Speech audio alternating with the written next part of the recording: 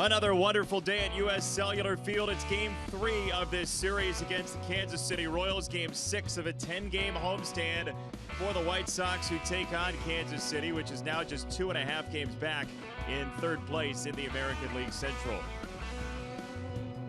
Thanks for joining us once again. Jason Benetti, Steve Stone along with you. The Sox offense was hot during the road trip. It was the bullpen that served to be the issue.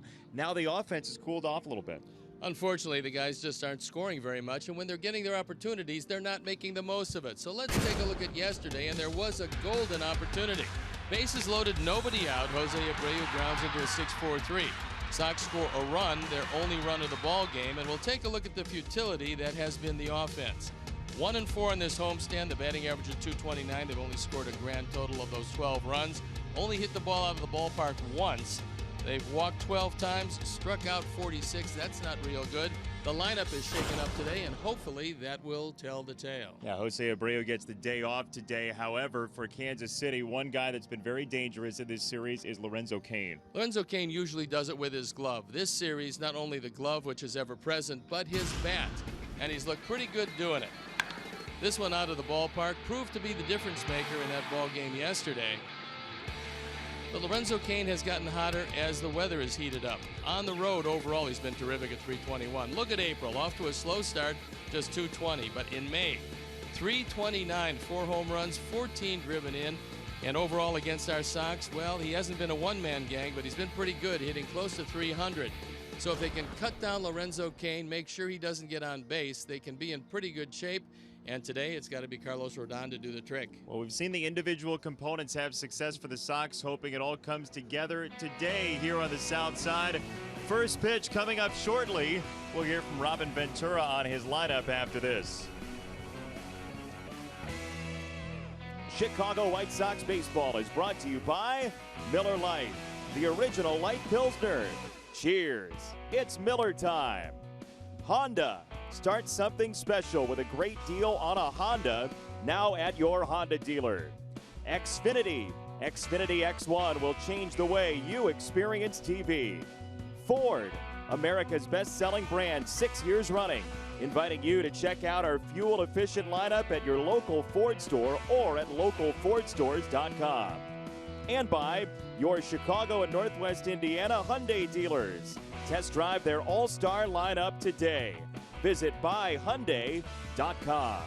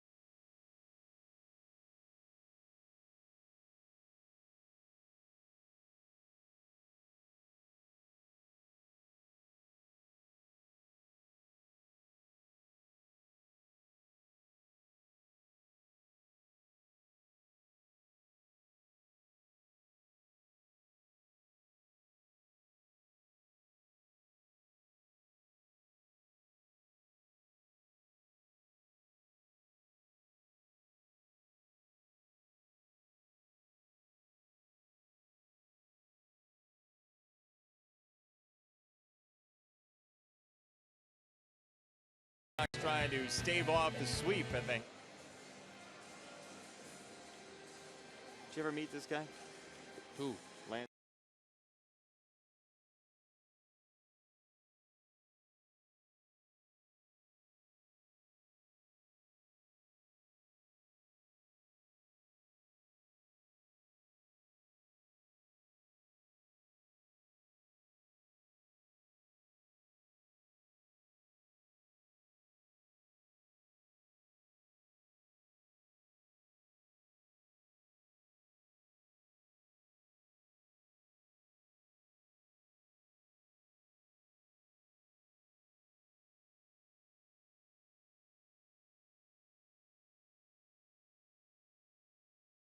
Field. This is game 3 of the series. White Sox trying to stave off the sweep at the hands of the Royals from Kansas City. And a new look lineup once again for the Sox. Jose Abreu opened this series in the 2 position. Today he is out of the lineup, and Robin Ventura just wants to give his big power hitter a chance to take a look from the bench. Well, I think anytime a guy like him doesn't hit up, it doesn't drive the ball and do things like that, you're always amazed by that. And when Frank did it, you're amazed. When you see Albert Pujols do that, you're amazed. Piazza, all those guys, you're always amazed when it happens. But it happens to every baseball player, and you just have to be able to sit back and relax somewhat and get back after it. Well, that's great context from Robin Ventura. Even the best hitters in the sport run into slumps sometimes. I think what happens is you get over anxious. You know you're one of the guys on the team that's got to get the job done, and all of a sudden, instead of a 17-inch plate, you're working with a 28-inch plate. And if you have a nose-to-toe strike zone, at times Jose has, you're just not going to hit the baseball. You have to swing at strikes. Maybe one day on the bench, getting him observing, seeing how Ventura attacks the other hitters. Maybe that will do the trick. Hopefully it will, because this team needs a very productive Jose Abreu, or they're not going anywhere. He's terribly consistent. His first 2 years, you expect that'll pop up again for Jose Abreu. He is out of the lineup today. Sox offense trying to get it rolling against Kansas City next.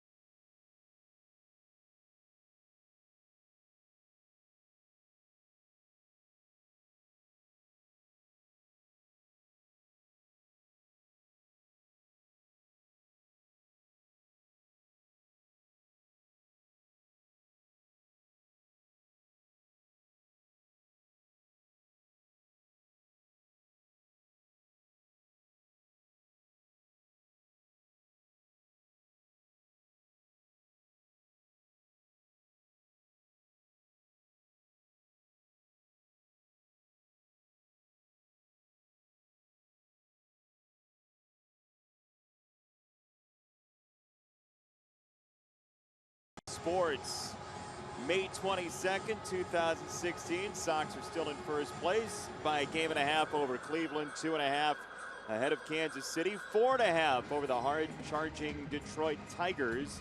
And we'll tell you about the starting lineup for today's Kansas City Royals. Ned Yost has this lineup. They're hitting only .238 against left-handers this year.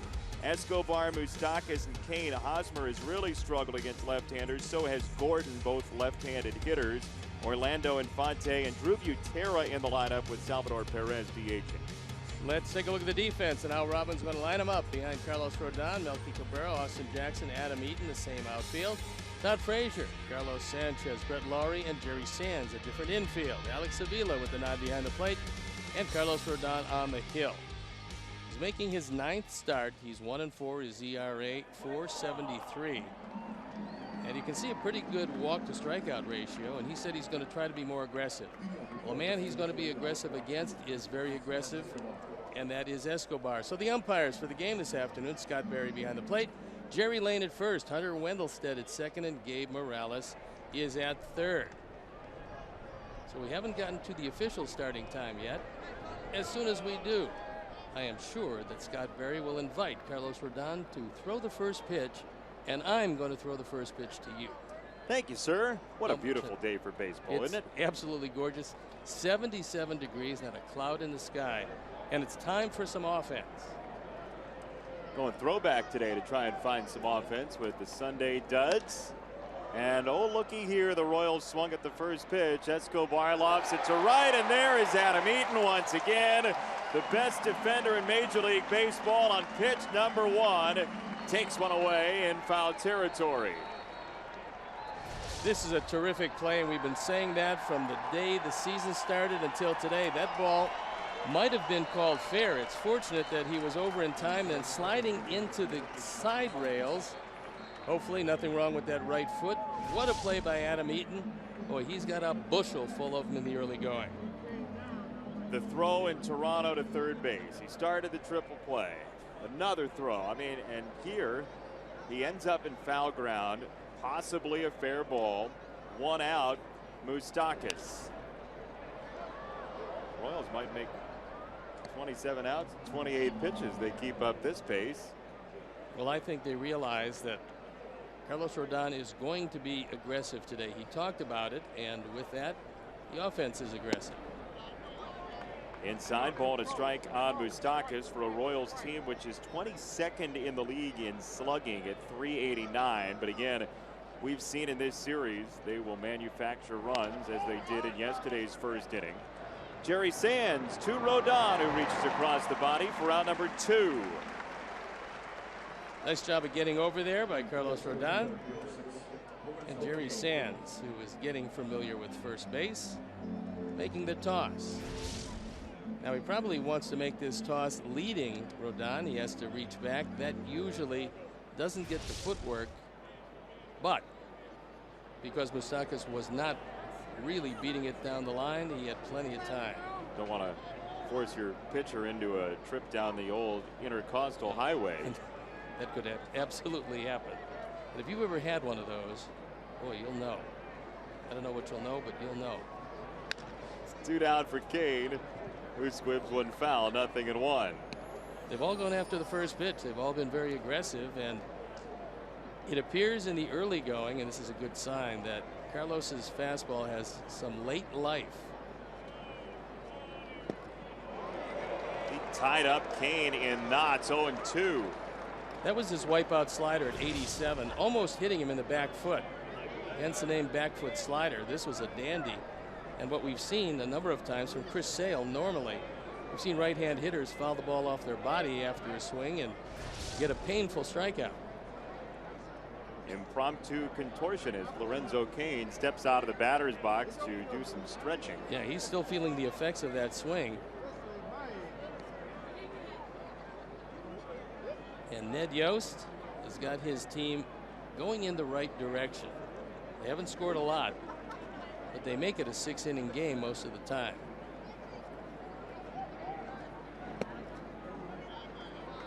Ball and 2 strikes on Kane. Last we saw Carlos, he was pitching against the Astros and gave up 2 of his 3 runs on solo homers from Tyler White in that 6-5 Astros win in 11 innings. He's on a streak that he doesn't want to be on, and that's 5 straight games giving up at least 1 home run. There was the outing last time out. 6 innings, 2 earned runs, only 1 walk and 7 Ks. That was a good outing. He, however, chalked up a Quintana, which is a no D.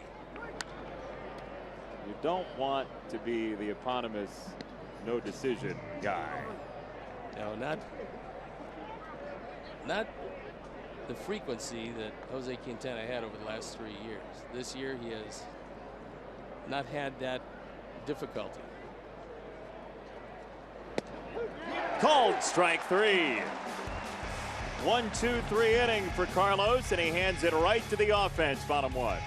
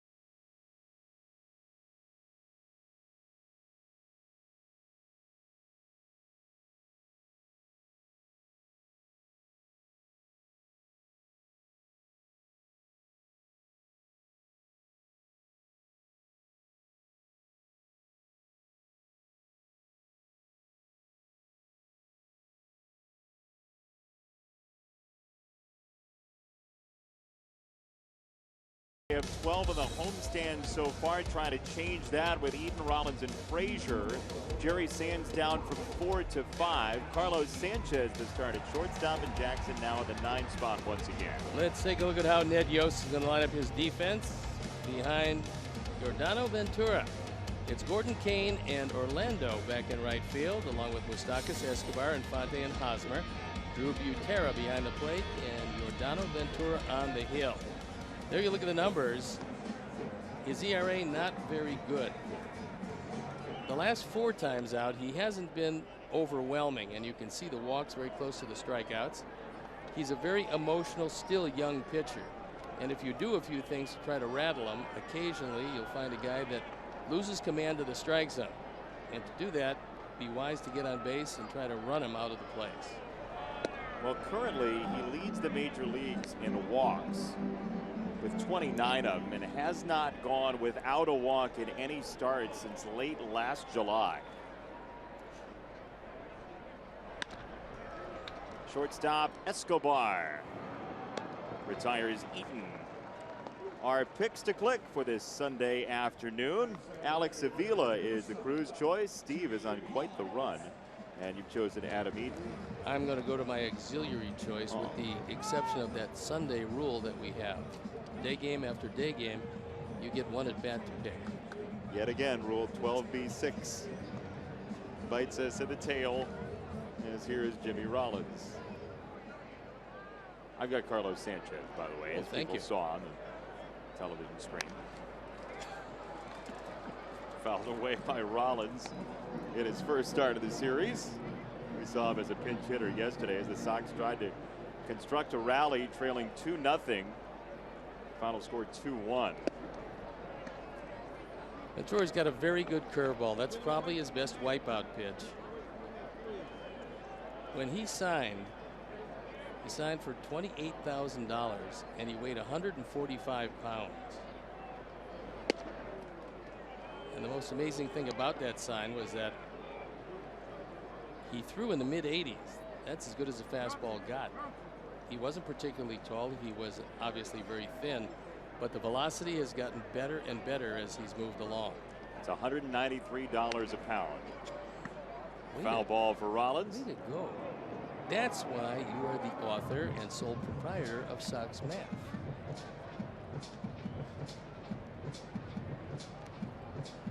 Jimmy Rollins may have a sticker malfunction.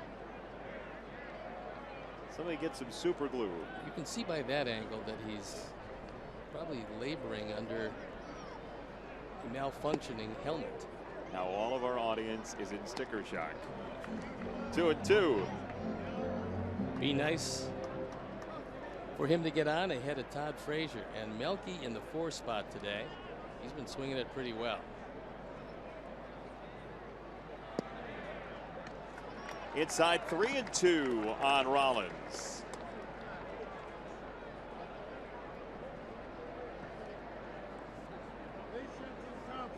There is Todd, hoping that he gets a chance to take an at bat with Ventura in the stretch for the first time today. And he will. Ball 4. Sox top 10 in Major League Baseball in walks, and they have their first with batter number 2 this afternoon.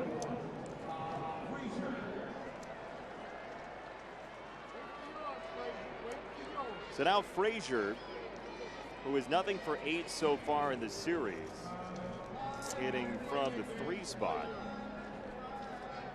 He said all the way through Little League, high school, college, he was a one-hitter. Frazier grew up as a leadoff man, but ever since he's jumped into pro ball, he's been 3-4 spot as he smokes this ball to left field.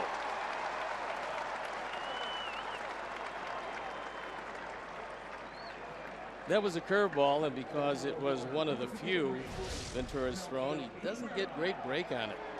You see it just kind of rolling in the middle of the plate. And a promising way to start the first inning.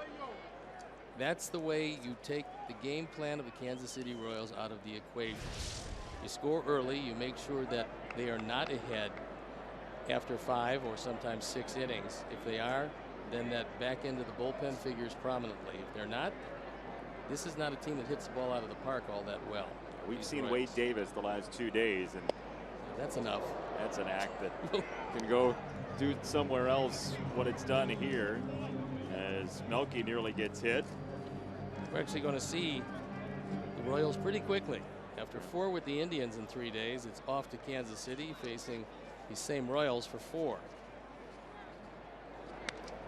Fouled away by Melky Cabrera. Ball and a strike to a 300 hitter now in left field. On base at 371, 413 slugging with 18 walks and 16 strikeouts.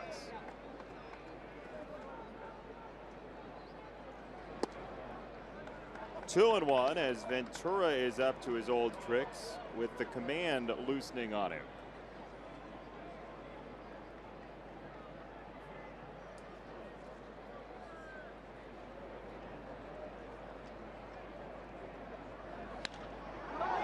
Just foul. There have been a lot of pitchers that have trouble locating their fastball, and Ventura has fallen into that situation. When most pitchers get to that point, they'll go to a comfort pitch. In some cases, it's a little cutter. In other cases, it might be a slider. In rarer cases, it's a curveball. But anything to get over the plate to get you back with a good release point so you can locate the fastball. That's been the challenge for Ventura. 2-2. Melky takes inside low. 3-2. There's a look at him. 1-0 last year. The ERA very good. 2.08 in 2 starts. When he's good, he's very good. This year he struggled. Full count, 2 on, 1 out. On the ground, second base, 4-6-3. Infante, Escobar, Hosmer. 1 pitch, 2 outs. To the second we go.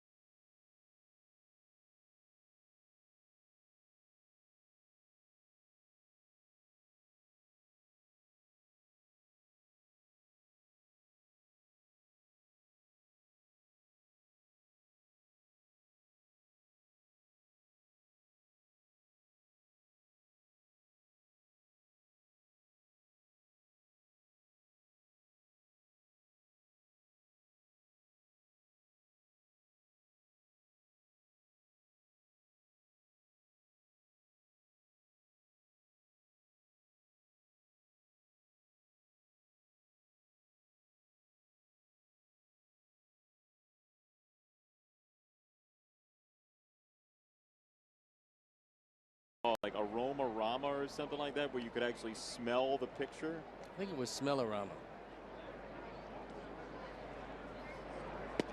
First pitch is outside to Hosmer. That was just your nickname at Brush High School. No, I honestly, I believe that was the phrase coined for a craze that lasted about 15 minutes. You wonder why, though. It seems like a great idea. Especially if you own the concession stands. Hosmer has been kept down in the series, although he did have a sacrifice fly in the first inning yesterday. And here he has his first hit of this series on a 2-0 pitch.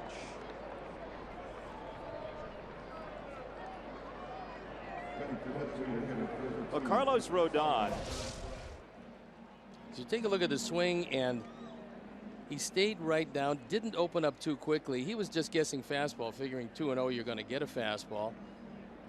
If you can have that approach against a left-hander, you're a left-hand hitter, you keep that front shoulder in, you're going to be able to hit a lot of line drives. Now Perez, and a foul ball. The original good man for 2. Although Salvador Perez has had a good series. He's grounded into 5 double plays this year. And he's not going to walk. 7 walks and 143 at-bats. I was going to say, sometimes it's as simple as get ahead of the hitters. Rodon, first pitch strikes to each of the first 3. He goes 2-0 on Hosmer, and suddenly there's a runner on. Hosmer's a quality hitter. When you know a fastball's coming and you're zone hitting, meaning I want it middle out or middle in, you get to decide. You get it there, you're going to hit it hard. To right field, and a base hit. The Royals have 2 singles in the first 6 pitches here in the second inning. Well, good news for Carlos is the Royals play in the Sox division. This is his first start against Kansas City, but since the All-Star break last year, Carlos is number 2 in all of baseball against a specific division that he's in. 1.08 ERA. You can also put Jake Arrieta and have any kind of stat board you want. He's probably at or near the top, and of course Clayton Kershaw right there. So hopefully Rodon can do exactly what Ventura did, although it won't get you out of the inning. You could certainly use a ground ball from a struggling Alex Gordon. Now 184 this season against lefties, and overall he's 25 points ahead of that at 209. He did go, says today's plate umpire Scott Berry. 0-1.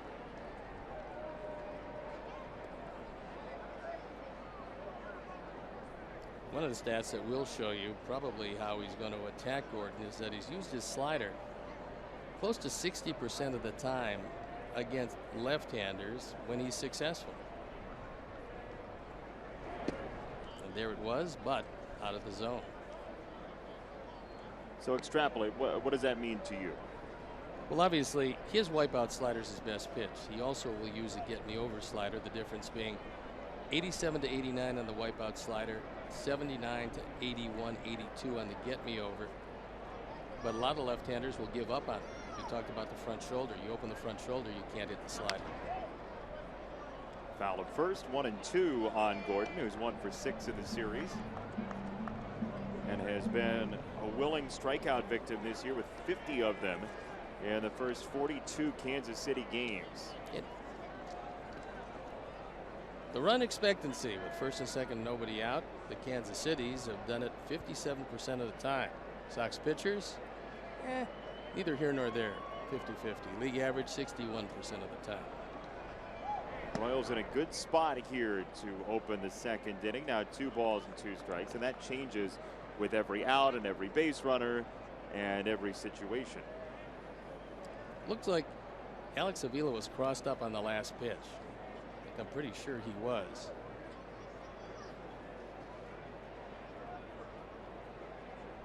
Hosmer at second, Perez at first, and 2-2 from Rodon. Gordon takes low, 3-2. This was 2 pitches ago. Watch Avila.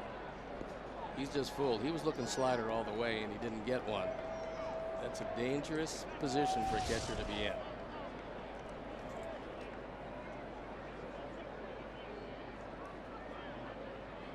Big early pitch, 3-2 on Gordon.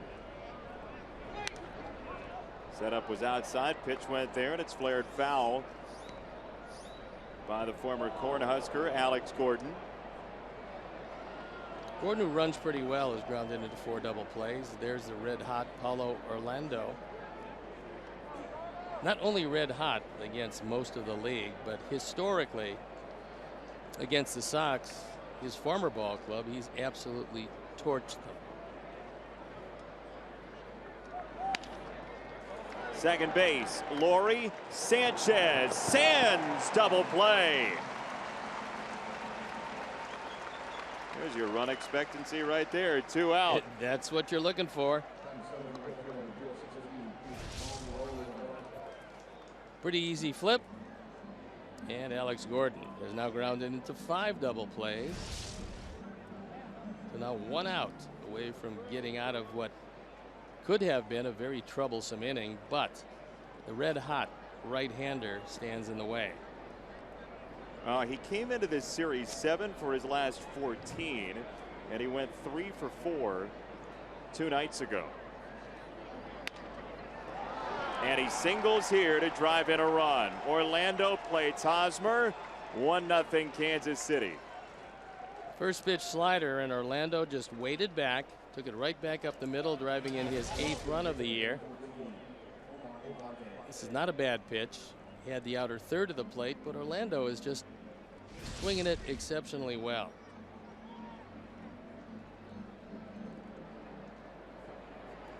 That is his 7th career RBI against the Sox, his most against any franchise in baseball. I think he also has a very high percentage of hits. Center field and down. Infante has the 4th single for the Royals in the inning. He came in .353 against the Sox career, Orlando, that is. Kansas City's come to grips with the fact that Omar Infante cannot play every day and play effectively. And so with that in mind, they have shifted things around somewhat, and they're only asking Infante to play maybe 100, 110 games a year for them. Last year he got to 124 and his batting average sunk to 200. They realized that's probably asking him to play too much at this stage of his career. He is at first. Orlando at second. 2 out, 2 on, and Butera another first pitch swing. It's 0-1. 3 of the first 9 hitters for Kansas City have put the first pitch in play. When you're the backup catcher behind Salvador Perez, you just don't get too many at bats. He played in 142 games last year. Pretty remarkable for a catcher. Now, granted, being in the American League, some of those games, like today, where as a designated hitter, still he catches a lot. Butera just 13 at bats. He's 4 for 13 with the Royals this season. Rodon on 1-1. Breaks in for a strike. 1-2. Talked to a lot of great catchers over the years. They all told me about the same thing. They felt, especially in a hot summer, they could play effectively between 130 and 135 games behind the plate. If they can get or rest those other games, that's good. But otherwise, it wears them down. 2-2 on Butera. Wears him down most offensively or defensively? I think both. Only in that you take a lot of foul balls. You're obviously, with that gear on a humid day, sweating a lot more than most of the guys are, and physically it's the most demanding position we have in this game. 2-2. Inside and low. 3-2 on Butera, with the leadoff man Escobar next.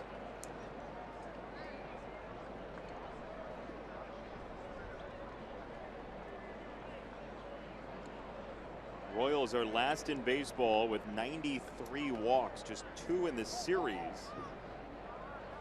Runners will be off. 3-2. On the ground, Jerry Sands sweeps it up, and the inning's over. 4 hits, 1 run. The Royals have the first lead today. It's 1-0.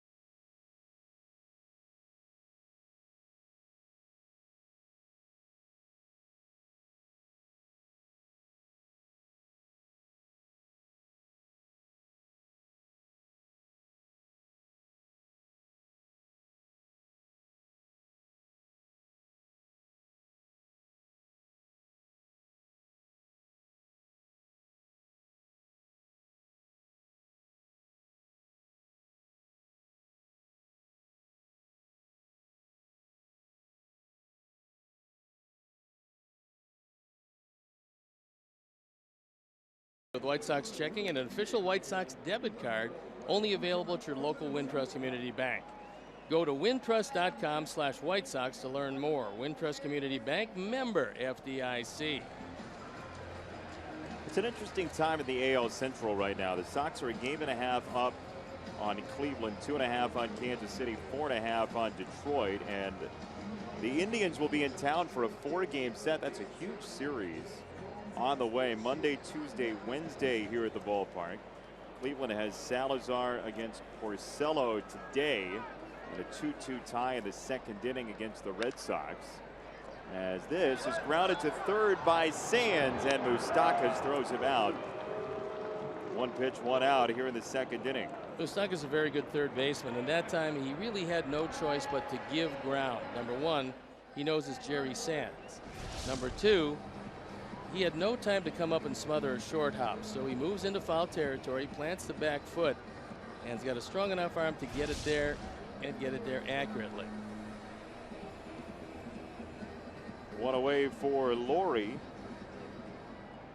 who had a hit yesterday and is at 247 with 337 on base, 19 walks, just one behind Todd Frazier for the team lead.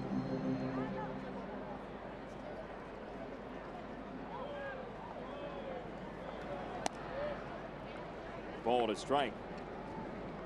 The hottest team in the division is the team that provides the opposition today, Kansas City.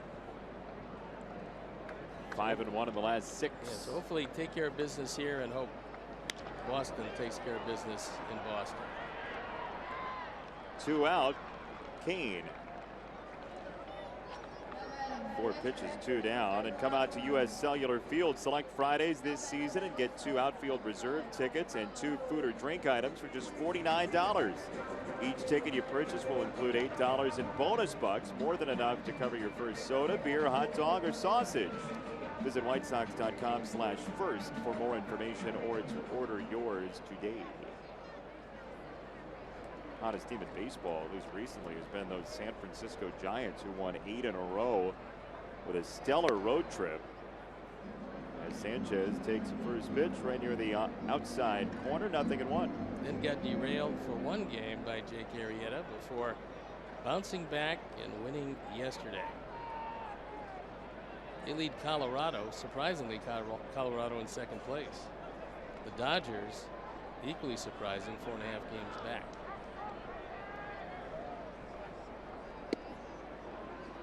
Two strikes on Sanchez, who's played in both games so far. As you see the National League West with Arizona having such injury trouble early. A.J. Pollock on the DL. When you have 2 of the top home run guys in baseball, you can win some games. The Rockies have done that with Story and Arenado. One of the big stories in the American League has been Seattle. They're 25-17, leading by a game and a half over Texas. So they're winners of 3 games in a row, despite being bad at home. They're 2 under at home, 10 over on the road for those Mariners. 0-2. And Ventura with a 1-2-3 second after a rocky first. 1-0 Royals after 2.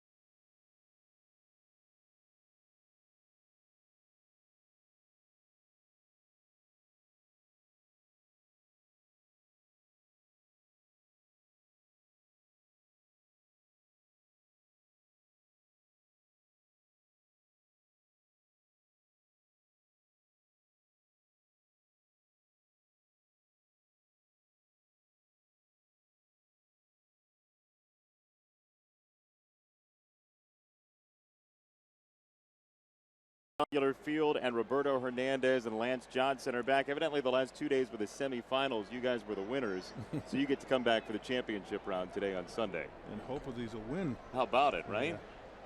Yeah, we didn't want to mention that since the guys showed up, things haven't gone real well. Apparently, they're not taking a page out of your book, Mr. Johnson, and getting on base and trying to have somebody knock you in. Well, you know, this is a learning period for some of them, and you know, they'll learn how to. You know, you're either going to learn how to get on base or you're going to be out of here. Well, even when you guys were having those great years in the 90s, you're still going to lose some games. How do you bounce back from that? What do you do in a situation like this? Well, you just have to remember that there's going to be another ball game tomorrow, and as a hitter, you know, if you don't do well, you have to make the pitcher pay the next time that you play. So, you know, those were my rules. One more question for you, because we haven't seen a whole lot of really good 1 and 2 hitters in baseball these days. We happen to have a good one in Adam Eaton. You were a one-hitter most of your career, but hitting at the top of the lineup, what do you look for? What do you try to do against any pitcher?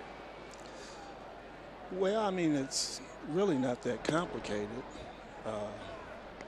What I tried to do was I was actually ready to hit a fastball every pitch. You know, a lot of these guys, Yeah. you know, I recognize that, look, I can't hit a curveball. I can't hit a slider. I can't hit a splitter. I can't hit a sinker. So why swing at it? You know, so my plan, I looked for a fastball every pitch. And if the pitcher was dumb enough to throw me a first pitch fastball right down the middle, you know, I might only see 5 balls that day. Yeah, but if you hit them hard, it really doesn't matter how many you really see. And Roberto, coming in at the end, being the man responsible for the big outs, 25, 6, and 7, how did you prepare yourself from a guy that was a starting pitcher your whole life, and all of a sudden now you find yourself at the back end? How does that transformation take place? Well, it's not easy in the beginning, but one thing that I learned was with the good coaching that we had here is go to my strength and use my defense. You know, and back then this was one of the toughest ballparks that hit homers. You know, so we had an advantage pitching here in Oakland, windy. And when you had Ozzie, Joey, and Robbins, you know, hit the ball in the ground. So let me see you try to get it through these guys. I saw you laughing while Lance was talking there. What do you make of what he just said about looking for a fastball? It's true. Yeah, it's true. A lot of guys, you know, work counts and get into pitchers count. You know, sometimes it's good to, if you're going to get a fastball or a strike, it might be the best pitch you're going to see the first one, the entire at bat. You know, and on top of that, you know, I really studied the game, and you know how the old saying is you're going to get 1 pitch to hit every at bat. Well, I figured out how to get 2 pitches to hit. So. So how'd you do that? Because a lot of times if a guy is a really good pitcher, you look for the one mistake. Obviously, you talked about looking for the fastball, but how did you wind up getting 2 pitches to hit? It was easy. You know, the first time I came up, I was back in AAA for 2 years after 45 days. So, you know, I was a fast guy, so what they did was they said, okay, Lance, we're going to throw the ball up and away and let you hit the ball as far as you want away. And I learned. That was the best lesson I learned. So what I did was I taught myself how to hit high balls that were over my head during the winter, and I actually had 2 swings. So I had a swing for a regular fastball, and I had a swing for a high fastball, and I knew that when I came up that last time that I wasn't going back down. I can relate to that because I also had 2 swings. None of them resulted in any contact, but they were distinctly different. This one into right field, and Eaton plays it back in off the hit from Kane. Which was the team when you guys were playing that you really didn't like? Who were the guys that you didn't like? Cleveland. No questions asked. Cleveland. For me, it was more of a pitcher. Who's that? Jamie Moore, I don't think I never got a hit off that guy. Well, he threw 40 miles an hour. How come you didn't get any hits? He didn't throw Exactly. Exactly. I was trying to figure out how the ball stayed airborne without gravity coming in there and taking it to the ground. So. Well, you weren't the Lone Ranger because Jamie, although not overwhelming, stayed a long time because he had a changeup that nobody could read, and it never seemed to get to the plate. It got slower and slower. Yeah. Yeah, but I do have to thank him for one thing. He's the man that got me to swing that heavy bat. I hit my hardest ball off of him. It was a 36-ounce bat, and then after that, I started using heavier bats. I'm told by the folks in the truck, by the way, that you were 2 for 15 against Jamie Moyer. So better than you thought. Oh, wow. How about it? I'll take that. Yeah, but you hit in tough luck against him. Roberto, who was the guy that you didn't like to face? Edgar Martinez. Yeah? Made me think too much. You know, on the mound, Steve will relate to this. You know, when you're on the mound and you start thinking, you're in trouble. Yeah. Well, Edgar was one of the guys that redefined the designated hitter position because he seemingly was always a designated hitter, and he did it really well. He didn't have to adjust to that nothing in between your four at bats, and he was a guy that used the whole field. Did that make you as crazy as it made me? If a guy used the whole field, I didn't seem like I had one spot to pitch him. I was kind of in trouble. Yeah. You know, one trip we went into Seattle and I saw we were walking in the outfield and Jamie Moyer walked towards us. And Wilson Alvarez and myself, we were asking him a couple of questions. And Wilson said, "How do you get Edgar out?" He said, "Very simple. Throw it right down the middle." And I turned around, "Are you crazy?" He said he doesn't know what to do with a ball down the middle because he doesn't know how to adjust his hands because he's always looking to go to right field or pull it. I'm like, I don't know if I trust that. Wilson went out there, did it. I did it. I got him out for like, I think one time after that. And I'm saying, I mean, you get away with one pitch right down the middle, I'll take my hand. That's okay? That's okay, one time. Well, if you guys really enjoyed this weekend, I know, coming back with the guys that you played with and you can relate to certainly, was it kind of a nice weekend for you? Yes. Yes, it was outstanding. It's an outstanding weekend. You get to see faces that you haven't seen in a long time. You know, the stories get bigger and bigger. Sure. You know, but, the number one thing, we have to thank the White Sox organization for pulling this because, not many teams do this, and it just is very gratifying. And that 90s era was, before the strike, was a very good White Sox team. And, of course, it's the 25th anniversary of this ballpark. And the Sox do a great job of making it cohesive with the players from yesteryear, integrating with the players from today. Hey, you got the Sox out of a trouble spot here. Maybe you guys can come back. Hey, Way to go, guys. Score. Great They to gotta see you. score. Hey, Good seeing you, man. we need them to win, so you guys invite us back. How about it? Lance, Roberto, thank you so much. Thanks for having us. Always a pleasure. Thank you, guys.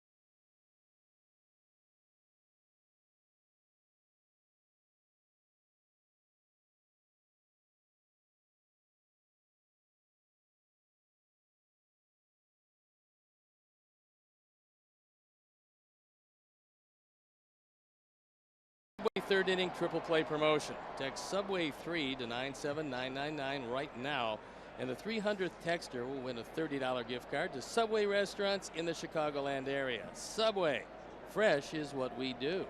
I got to say, it's still pretty wild to have already this season had Jack McDowell, Tim Raines, Lance Johnson, Roberto Hernandez, and in spring training, Frank Thomas and Jim Thome all up in the booth. For somebody that used to come to this ballpark, there's still a little like pinch me there. Well, it's kind of nice, and again, it has a very easy 4-3, but credit to the White Sox for integrating the former players with the current players and bringing back the guys that meant so much to this franchise over the years, because sometimes organizations have a tendency to forget it. So what have you done for me lately? Instead of what did you do and how good was it and how exciting was it? And I think the fans appreciate seeing some of those guys from yesteryear. You know, what's neat too is, and we heard what the guys had to say, but you see on their faces when you ask about what this weekend was like for them, you see the smiles start to grow just getting to see Robin and getting to see Don Paul, Dan Pasco, and the guys that were down there as well, and the two we told you about earlier too.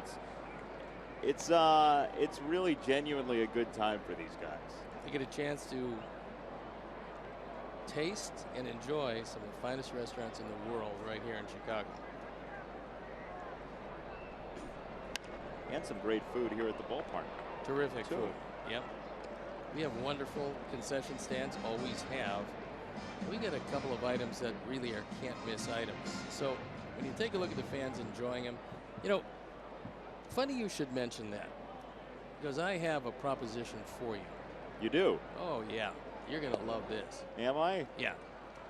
You see, broadcasters historically have tried to get their teams out of slumps because, you know, we have a tremendous effect on what goes on the field. Oh, yes. So in an effort to do that, I believe that what you should do... This is not going anywhere good. I believe that what you should do is, if the ball club wins 4 games in a row, we're going to have the Helmet Sunday Challenge. We're going to bring up a Helmet Sunday. There's only like a scoop of ice cream or maybe a scoop and a half, whatever. And lots of sauces, and they throw some things in, rutabagas and a number of other things that are really good. Rutabagas and ice cream? You'll like them. And so you have to eat that Sunday helmet in 5 innings. 5 innings? Yeah, you have 5 innings. During the game? Well, yeah, of course. I mean, it would be easy if it wasn't during the game. That's the challenge. There is ball 4 inside. 1 out, 1 on. Can't I just do it while you're on the road and I can just come to the park and you'll put the game on? No, only because our fans want to see that challenge up close and personal. Oh, and we're going to televise it. Yes, I believe that this would be historical or hysterical, depending. You do? Yeah, I think that it's a good thing to have happen, and all the Sox have to do is turn things around and win 4 in a row. So I accept. However, yes, as an announcer, you're not supposed to eat dairy before the game. Oh, you're not eating it before the game. You're eating it during the game.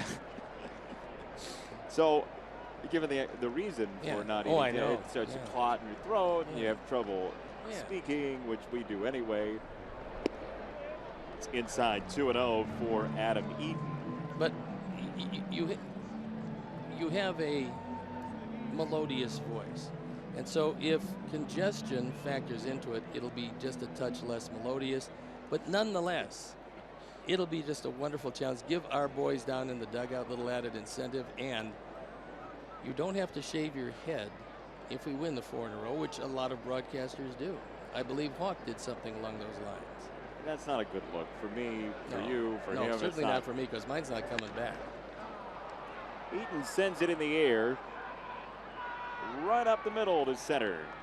Kane has out number 2.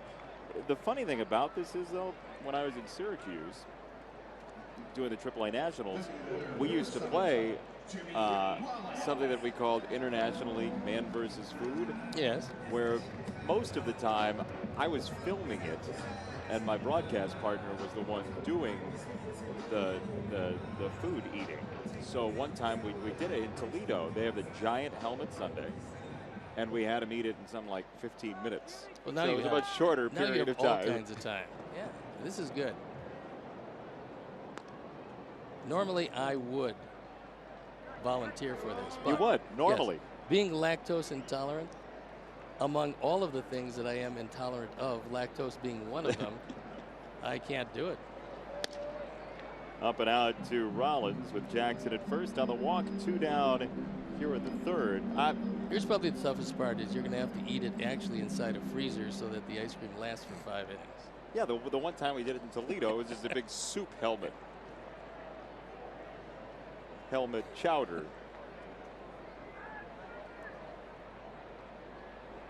Want to know from Ventura. And to first base, Hosmer for out number 3. I'll do it. I'm happy to do it. We got it. It's a commitment. But you got to do one too later. Yeah, I will. 8-foot hot dog. 1-0.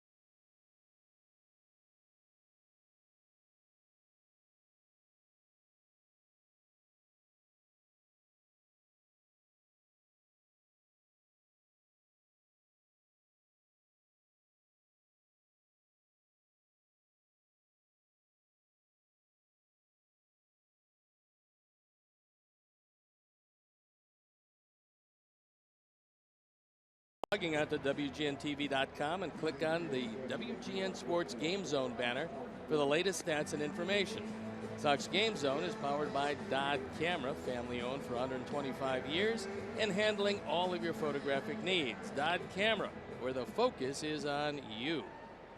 Top of the 4th inning, it is 1-0 Kansas City with Carlos Rodon on the mound. He'll face Gordon, Orlando, and Infante here in the 4th. Hello, folks. Thanks for stopping by, wherever you may be, whether in the seats or in your seat at home. Beautiful crowd today, as you would expect, on absolutely a gorgeous Sunday.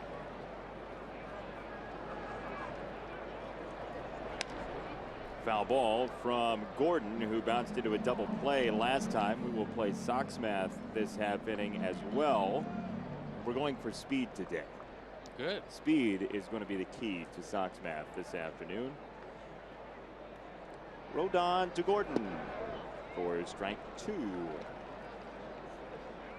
Last time he faced Gordon, he hit into a very strategic double play, or it would have been a monstrous inning. Gordon came up first and second, nobody out. It did eventually lead to a run. Orlando, the next batter on the next pitch, singled home Hosmer, but it could have been more. Could always be more. Yeah, that turned out to be a big pitch. They had 4 singles. They came away with only 1. 2-2.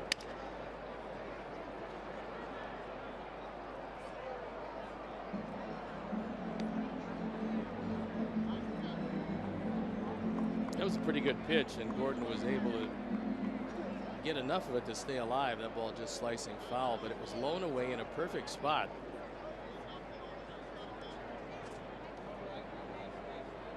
Yet he kept the at bat alive, and the shift is on for Gordon. So when he does hit the ball to the left side, it's somewhat surprising.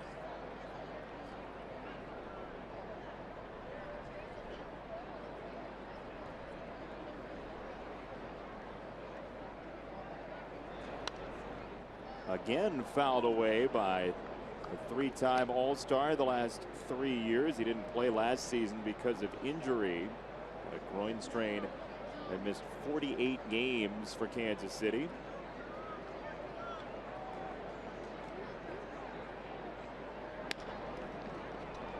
This is Carlos Sanchez for out number 1. Your Sox Math question for the day using the hashtag SoxMath. First in on Twitter gets a prize from the prize shelf.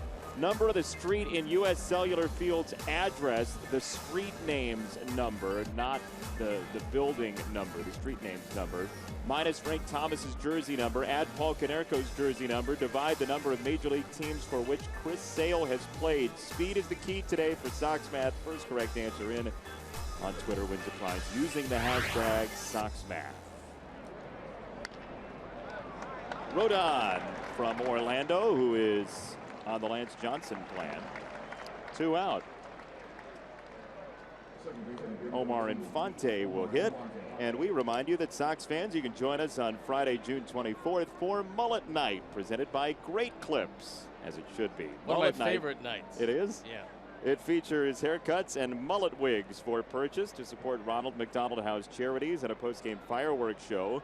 Great Clips. It's going to be great. To purchase tickets, visit whitesox.com/group. Did you ever have your own personal mullet night? We used to fish for mullets. They weren't a hairstyle back in the good old days. Mullets and carp. Did you hear Vince Scully at one point a couple of years ago was basically, it was explained to him right before he hit air that the mullet was both, as he said, a hairdo and a fish. Yeah, it is. It is both. 2-1 for Infante, an absolute legend. Might be a better hairdo than eating that fish. 3 balls and a strike on Infante.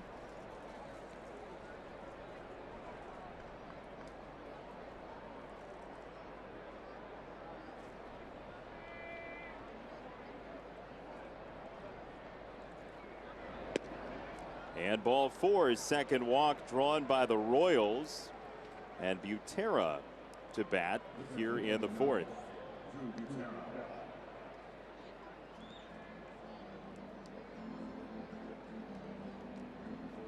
Well, normally they have Salvador Perez, Salvi they call him, behind the plate. Drew Butera is the son of another Sal, the catcher, Sal Butera, who spent time with a couple different major league organizations. Turned into a very good scout. Talent evaluation is a difficult thing to do. You have to learn how to do it. Many times they'll send out young scouts with veteran scouts like Sal. But it's a whole lot different to be a major league scout than it is to scout free agents in the draft. When you're looking at college kids and high school kids and trying to predict the ceiling for them, it's a little easier in the major leagues. So you're talking about fit once they're a major leaguer versus projectability.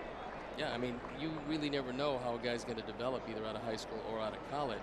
So it takes a different eye. There's a different set of qualifications that you look for. You look for the swing, you look for where the holes are, you look for growth. You try to find out the size of his family to see what he grows into. In the major leagues, you usually don't have that. Now, you might project that a guy's going to be better for you than he is for the team he certainly or currently resides at. So a little bit easier. Those free agent scouts are worth their weight in gold.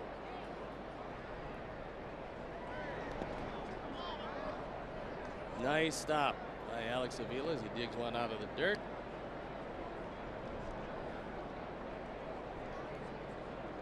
He's had a nice season blocking baseballs.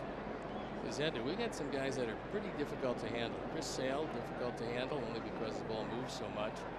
And his biting slider winds up in the dirt. Rodon, difficult to handle. In the air, center field, Austin Jackson was planted perfectly, and the inning comes to an end. A walk, nothing more. 3.5 done, and 1-0 Kansas City.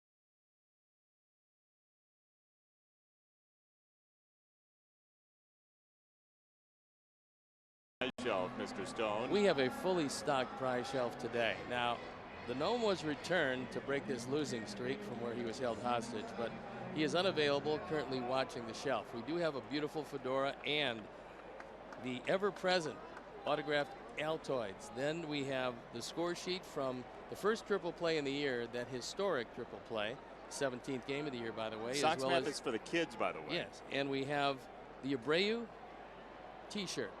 Beautiful. And the Abreu is a kids t-shirt, so if you have them or know them or aspire to have them or will eventually know somebody who has them, this is the shirt for you, the Abreu kids shirt. 25th anniversary print as well. The Abreu plush, which Yeah. you could put the shirt on, actually, would fit. We have it all today. Oh yeah, you went prize happy for a Sunday. 2 strikes on Frazier. And maybe another souvenir coming back this way. Just Ooh, below us. Drop down below the booth. Jose Abreu getting the day off. Robin addressed that before the game, felt that he was struggling. A day off would not hurt him, certainly, and hopefully observing what's going on and talking to Avi Garcia will turn the trick. 1-2 on Frazier, who singled to left in the first. That has been the lone hit. Sox had a chance in the first inning, only to see Melky ground into a double play to end that first. Frazier, right field. Orlando back at the wall. It's gone. The shutout's over. It's 1-1. That'll give you some sort of an idea how strong Todd Frazier is. He hit this ball off the end of the bat. It was out of the strike zone, high and away, and he hits his 13th home run, his 33rd driven in. That leads the club in that department, and the fans give him a standing ovation. Runs have not been easy to come by, and as Ventura throws his high fastball, he just rides it out of the park. Orlando going all the way back, running out of room at the last instant, and on the way to the Bertucci boys. A very happy first run in that dugout, and with that home run, another generous donation from the Alex Snellius family in loving memory of Ursula. Ball to strike on Melky as Todd Frazier belts his 13th homer of the year. And now we'll see occasionally, because Ventura is an emotional guy, occasionally when he does give up a run or possibly a couple of hits, he starts to overthrow and starts missing the strike zone.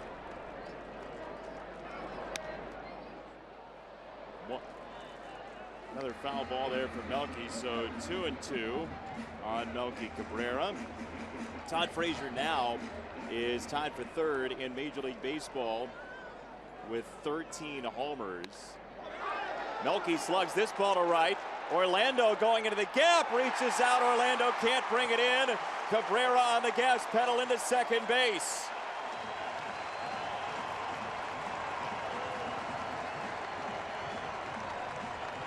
He tried to get that ball up and into Melky, and Butera now out to the mound, as is Moustakas. They want to make sure that they can settle down Ventura. They know that when he starts to get hit, sometimes he has a hard time turning off the offense. So Melky drives it just over the outstretched glove of Orlando. Great speed, just missed getting there. And back-to-back hits. Has created some excitement in a very big Sunday crowd. So now Sands, runner at second, nobody out.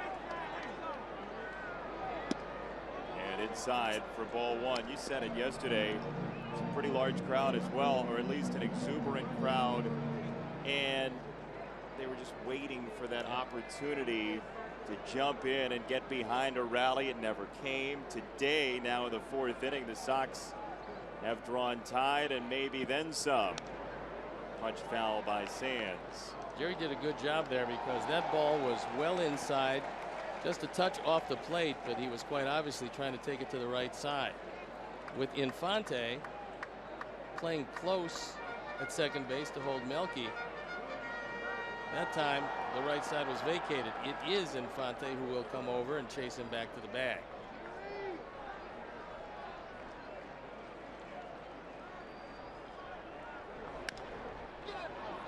Moustakas braces and has the out 5-3.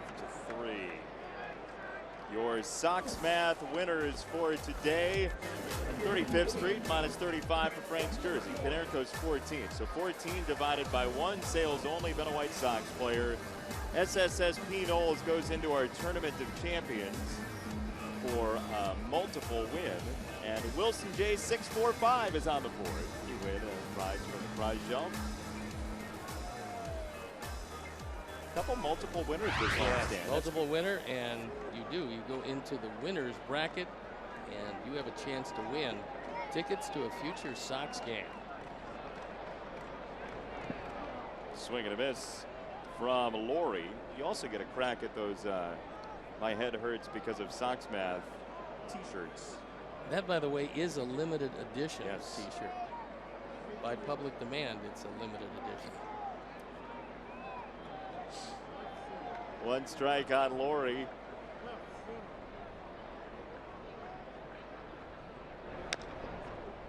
And fouled away. Some big news in the Central right now. Jordan Zimmerman has left the Tigers game with a groin strain. There's been so many injuries around baseball. Imagine you're the Oakland Ball Club. You got a couple of pretty prime trading chips. You got Reddick and you've got Gray. Both currently disabled. Sonny Gray going on the DL. Josh Reddick has been on the DL. He's going to be lost for some time. So your bargaining chips are ADOs. Sonny Gray with a trapezius injury. Daring young man. And yes. Straining trapezius. Melky at second, 1-2. Laurie takes inside. 2 balls, 2 strikes. That was Ventura changeup. He actually has a better than average change. He's got good movement on it. That time he almost hit Laurie with it.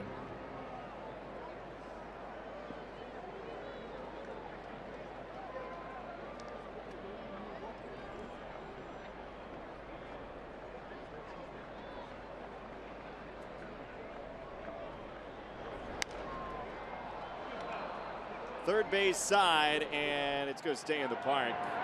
Moustakas has out number 2. What a lovely, lovely May day at U.S. Cellular Field.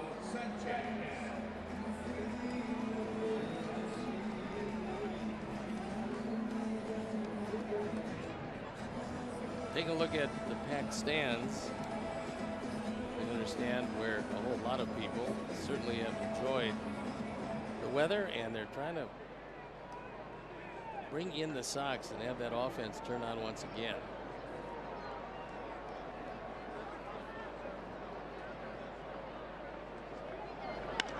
Sanchez floats it to center field. Kane leisurely back for out number 3. But the Sox are on the board. A leadoff home run for Todd Frazier, his 13th homer of the year, and it's 1-1 after 4.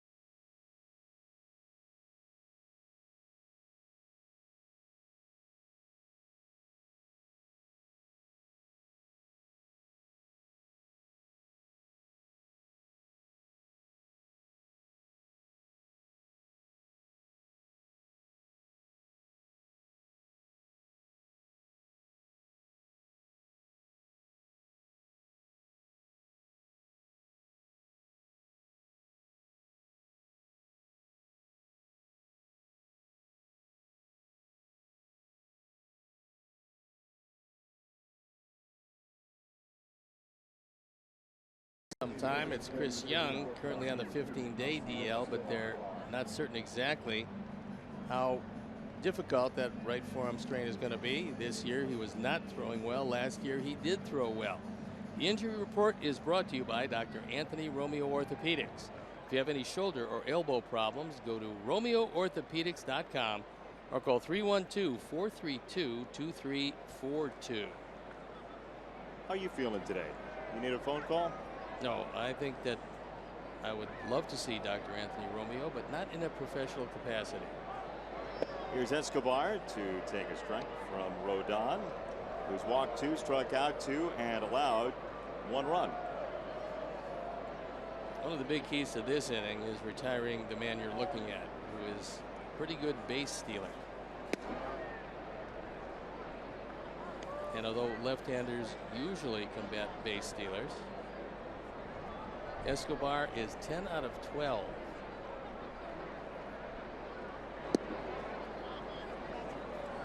Two and one. Last hit for the Royals came with 1 out in the 3rd. That was Kane with a single to right field. Homecoming weekend at the ballpark this weekend. That's foul of 3rd. 2 and 2. Escobar, along with Kane in center field, came over from Milwaukee. It was a big trade. Turned out to be a great trade for Kansas City, although Milwaukee at the time was very happy with Zach Greinke. So you trade away some of your young guys who hadn't really made it yet. And strike 3. Rodon gets his 3rd punch out this afternoon. That was a backdoor breaking ball. And Escobar is tough to strike out. That was only the 25th time he's fanned this year. And took a little something off. Shaved off the outer part of the plate. And a good man to retire at the top. Escobar looked like he was hoping that ball was going to stay out of the zone and he didn't have to swing. It didn't. He did, and he's gone as Moustakas takes a strike. Sox will stay home after this series for 4 against the Cleveland Indians, including a doubleheader tomorrow starting at 4:10. And that doubleheader will run straight through, so it's no split. Starts at 4:10 and then continues on into the night. Popped up, third base side. Todd Frazier using his glove as sunglasses. As out number 2. Sox fans, our pregame patio parties are the best deal at the ballpark. You receive a game ticket and an all-you-can-eat buffet catered by Baseball Buffet, wine and Miller beverages. The patio opens 90 minutes prior to the game and closes 30 minutes after the start of the game. To purchase tickets, visit whitesox.com/group. You gonna go hang out in the patio between games tomorrow? Go see some of your fans? If it was a split doubleheader, I would do that. I love the food down there. You get your favorite, the combo. That's terrific. My middle name is Jason C. Benetti. It's combo.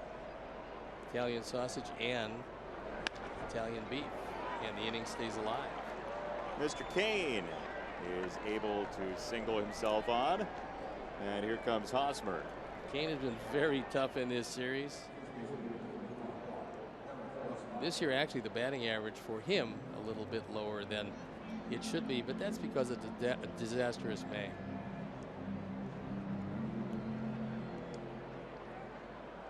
One on, 2 out for Hosmer, who scored the only run today for the Royals.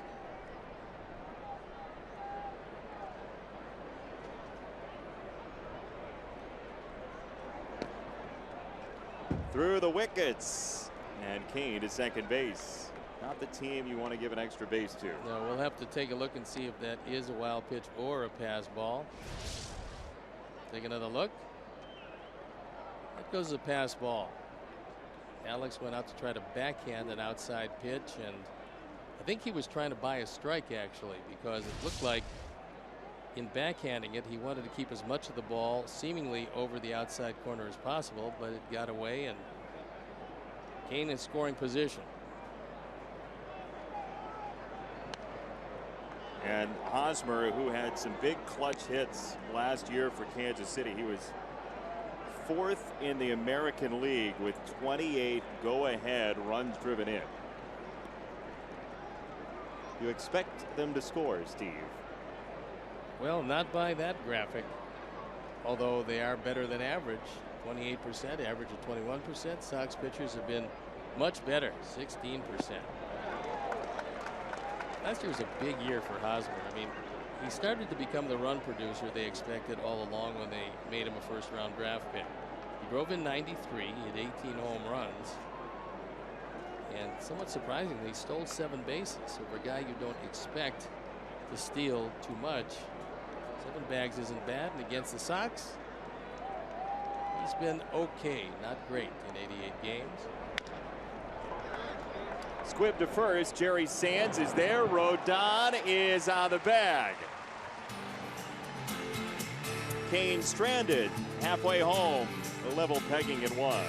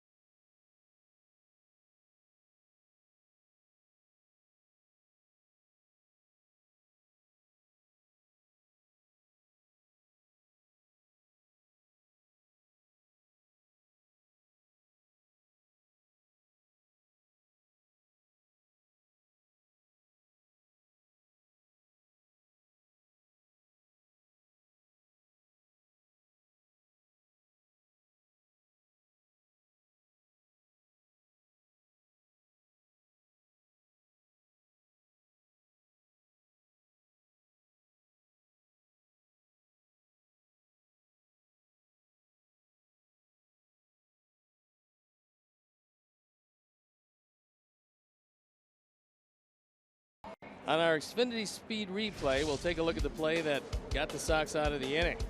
Carlos has to hustle over there, and then he barehands the flip on the bag before Hosmer. Inning ends, no damage. Speed replay is brought to you by Xfinity. Xfinity X1 will change the way you experience TV. What if I like the way I experience TV now? Well, then it's too bad if you have Xfinity. Here's Avila, then Jackson and Eaton. I'm sure it does wonderful things for the way you watch TV. It does. It changes the way you watch TV. First pitch inside to Alex, who bounced out to second base very early in his at-bat in the 3rd inning.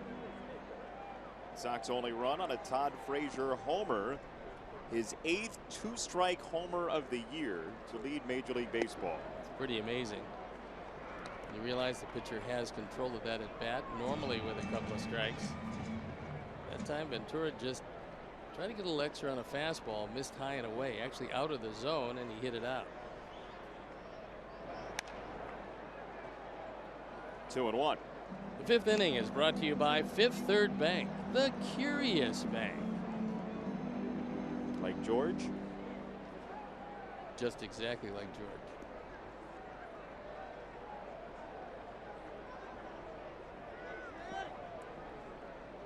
Two balls and a strike. The Sox catcher, Alex Avila. 2-2. Normally the teams play Avila as a dead pull hitter, but Kansas City's pretty much straight away and actually playing him as an off-field hitter in the outfield. big gap in right center as you see the defense.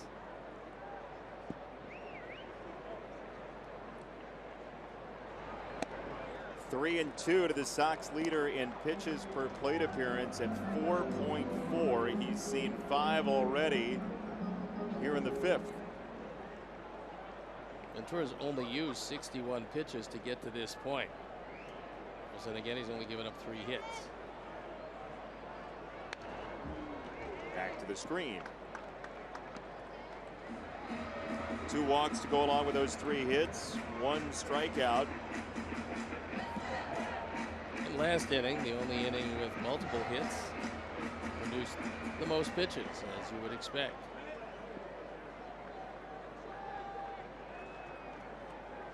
Three and two is low, ball for 3rd walk for Ventura, who walked 6 a couple of starts ago. Join the Chicago White Sox for Weather Day, presented by WGN-TV on May 25th at U.S. Cellular Field. At the end of this homestand, meteorologist Tom Skilling will host a special on-field program, which will include weather experiments and a video presentation. For more information and to purchase tickets, visit whitesox.com/WGN. That's always a big hit, well attended. Tom Skilling knows a lot about the weather. And he will impart that. I was over at GN a couple months ago and walked by his weather center. And that, I mean, I think you need fingerprint access to get in there. It's huge. Maybe even one of those retina scanners. Well, they can't let just anybody in there, like you, for instance. Yeah, well, my thumbprint, people always say, you got Tom Skilling's thumbprint.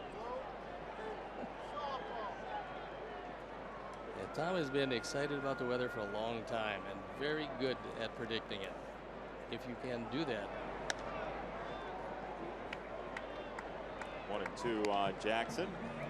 Take a look at that view from left center field. Stands packed. Folks enjoying 76-degree weather.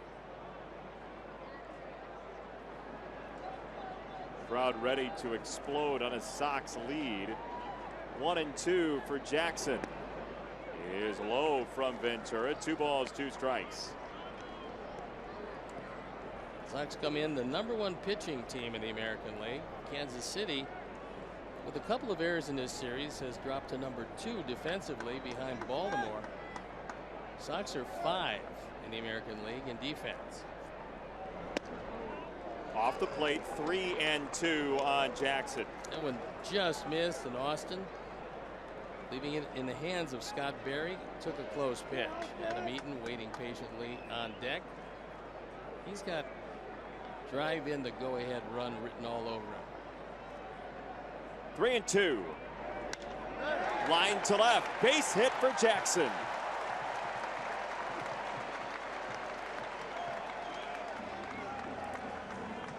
So 2 on, nobody out. And let's see if a few more mistakes are made with that fastball. That one had the whole plate. And Austin dumps it into left field. And so now everybody but Hosmer meeting at the mound. They want to figure out if they want to charge with Moustakas or have Moustakas stay back at third, have Ventura charge toward the line.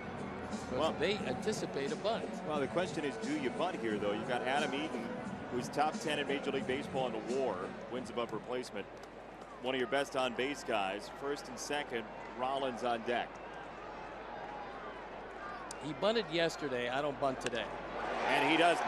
He slices toward left center field, and Kane on the run rescues a probable RBI. Kane is one of the best in the business at chasing down anything that stays in the field of play. Adam Eaton hit that ball awfully hard, slicing away from Kane, who was positioned very well. And he's able to run it down, and he makes it look easy. He's got those long loping strides. He gets a good jump on it, and Adam, who knows he got every bit of that, has to take a seat. It takes one of those falling, it feels like, to get this team. You can hardly hit it any harder than he hit it.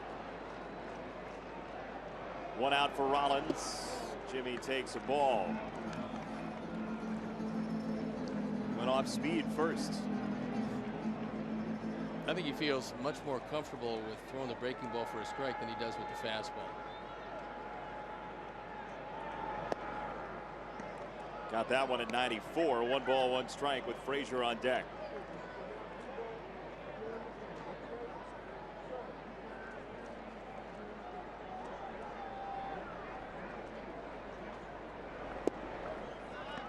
Two balls and a strike.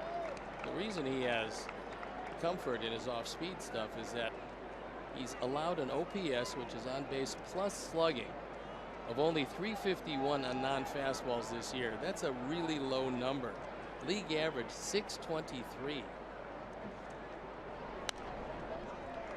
Fastball this time fouled off by Rollins. 2-2.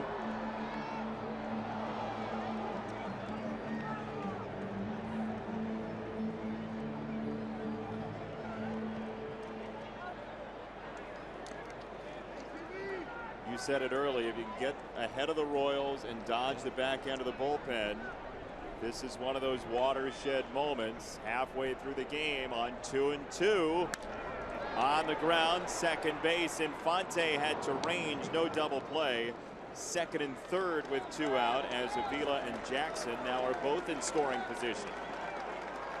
Infante made the veteran move. He was going to his left toward first base, thinking about, can I go back the opposite way? I think you have to realize who's on base. It's Austin Jackson. If it were reversed, if Avila had been at first, I think Infante goes to second to get the force. So a chance now with a base hit to drive in a pair. And the question is, do you pitch to Frazier? Now, my answer would be yes, because Melky has been a hotter hitter. He's in the on-deck circle. So in this situation, Melky gives some protection to Todd Frazier. He's going to see some pitches to hit. Todd 2 for 2, single and a home run. And a fastball coming close to him. Outfield very deep all the way around. And the infield is back. They know they've got to knock down anything on the ground and save the run.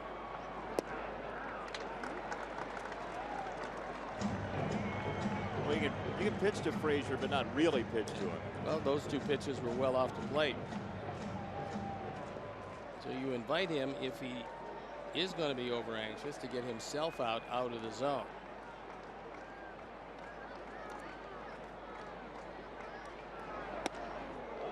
Three 3-0 on Todd.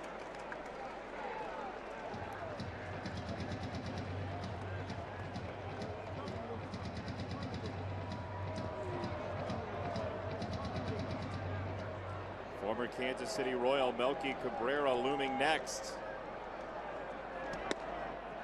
Not close. Ball 4. Thought maybe, just maybe, there'd be a green light on a ball down the middle.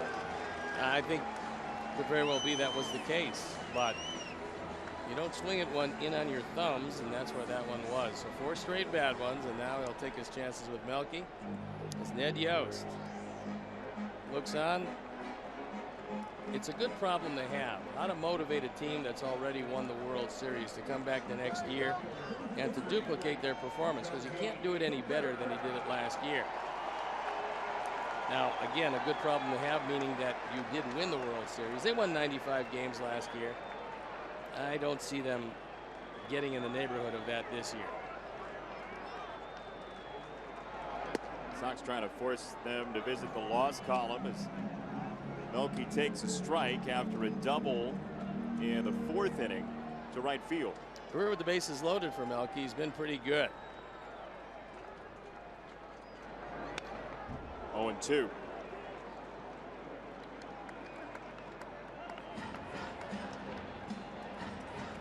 This is one of Melky's former teams, and there's nothing more satisfying than doing some damage to a team that bid you adieu, whether it was via the free agent route or a trade.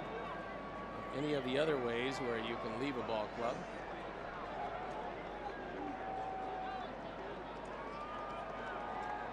Ventura to Cabrera, bases loaded, 0-2. He rips it through.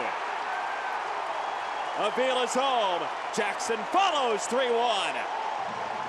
On 2 strikes, the Sox have all 3 of their runs. There's a perfect example of what we've been talking about with Ventura. He had an 0-2 pitch, and instead of going with his most difficult pitch to hit, he goes with a high fastball. And Melky takes it just out of the reach of Infante, driving in runs 16 and 17. Big base hit for Melky, and a lead, if not late in this one, in the middle of this one. That is the first Sox hit with runners in scoring position in the series. And we will see if it helps salvage a win in Game 3. We'll find out in the next few innings as Sands tries to add on.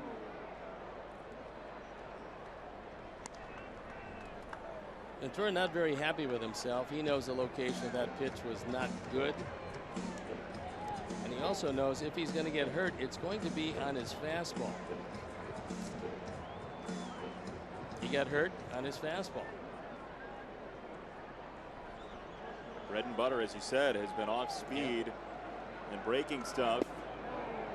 Sands checks it and doesn't go, according to Jerry Lane over at first.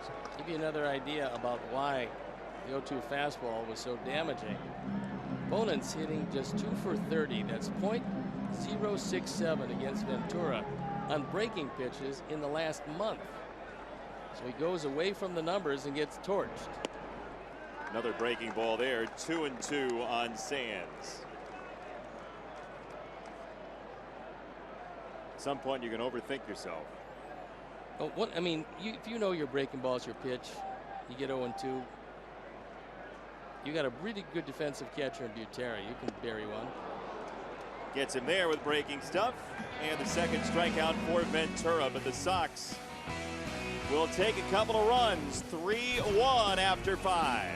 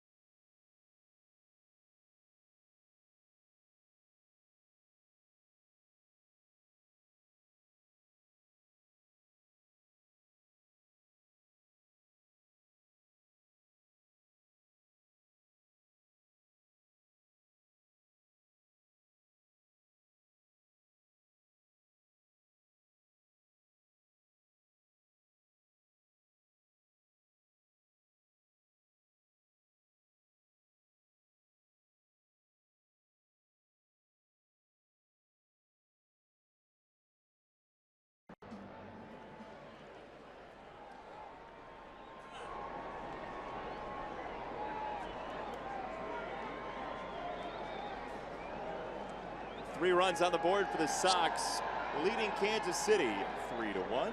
He's Steve Stone. I'm Jason Benetti. Our entire crew, thanks for joining us on a beautiful Sunday at the Ball Yard. I dare you to find a cloud here at U.S. Cellular Field this afternoon.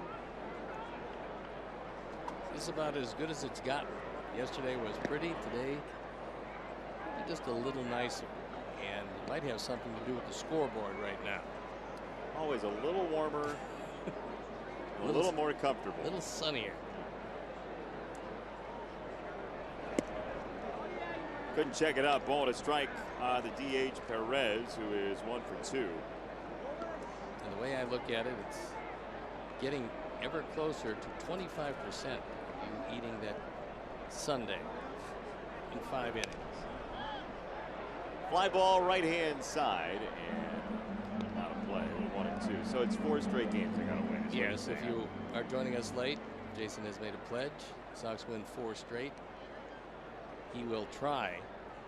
I emphasize try. There's no try. There's either do or don't. To eat a helmet Sunday. I don't have to eat the helmet though, right? No, well, no, they did have a promotion with edible helmets, but this is not one of them. You get 5 innings to do it. Touch foul by Perez. The ones that I used to have when I was a kid at a baseball game were like, you know, a couple scoops of ice cream. Those were the old days. Ah. And not at this ballpark. This ballpark, everything you get is ample. 2 and 2. Smell the onions wafting into the booth right now. Very nice. Sox picked up 2 runs in the home 5th on Melky Cabrera's 2-run hit. Somebody tweeted in actually and asked, is it the regular helmet Sunday or the one with the funnel cake? And that sounds very menacing. I don't think there's any funnel cake involved here. I'll do that for like 8 straight. You can add a funnel cake if they win 4 more in a row. Okay. You got a deal. Swing and a miss. And see you later to Perez. Join the 2016 Sox Pride Club for exclusive ticket offers and seating locations all season long. Game day opportunities, club auctions, ballpark tours, membership gifts, and more. Visit SoxPrideClub.com to join today.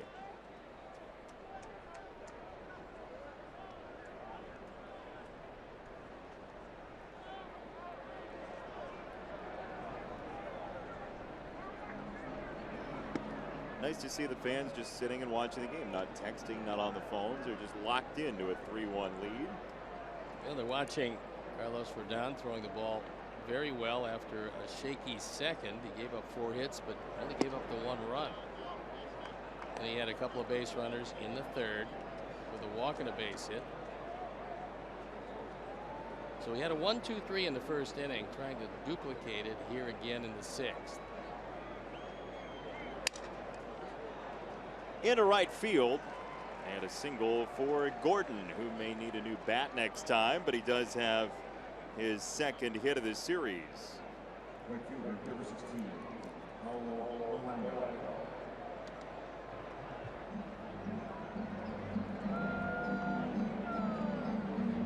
So the Brazilian track star stands in. Orlando, who's driven in 3 in this series and has seen all of 2 pitches this afternoon.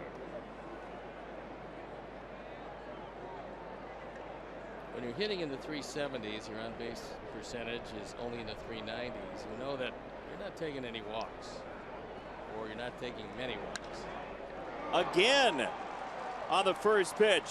This one sent to right field. Eaton plays it in, and the stop sign at 3rd for Gordon.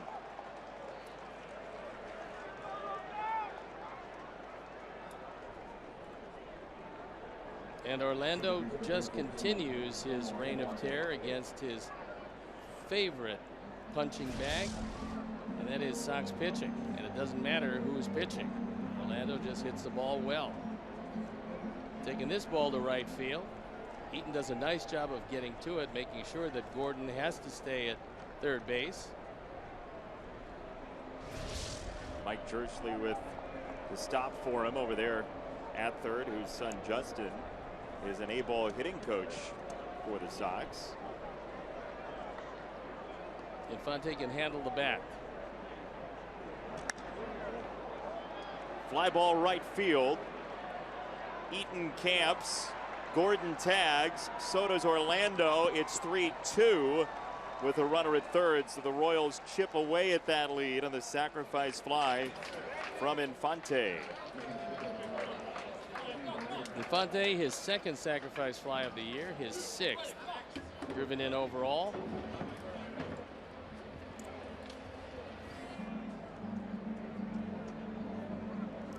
Well, this Kansas City team just leans on you.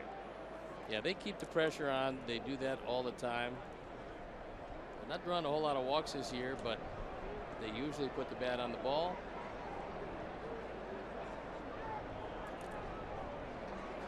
Utera now looks at ball 1.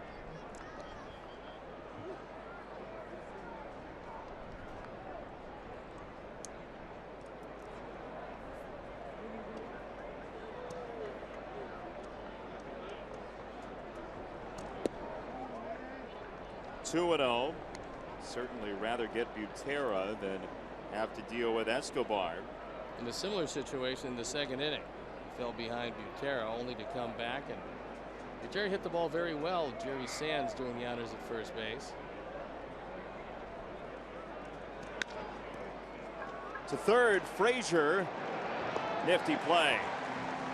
Keeps the lead intact. 3-2 after the sac fly from Infante. Sox by a run.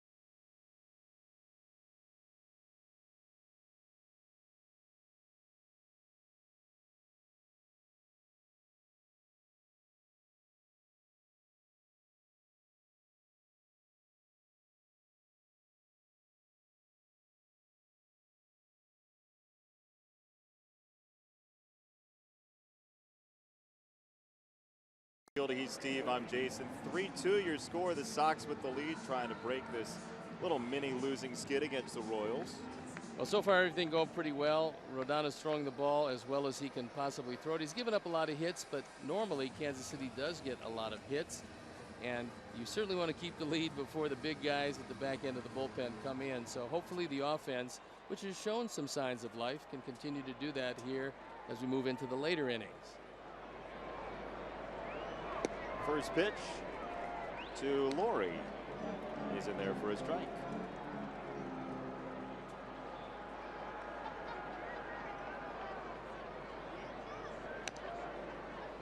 Oh, 2 on Laurie. So it's Sox trying to get back in the win column. And we're going to have a chance to show you just exactly what, with 4 wins, you're going to have to eat in 5 innings. And there it is, a gigantic sundae, and because you're a dear friend, I will get you extra prunes.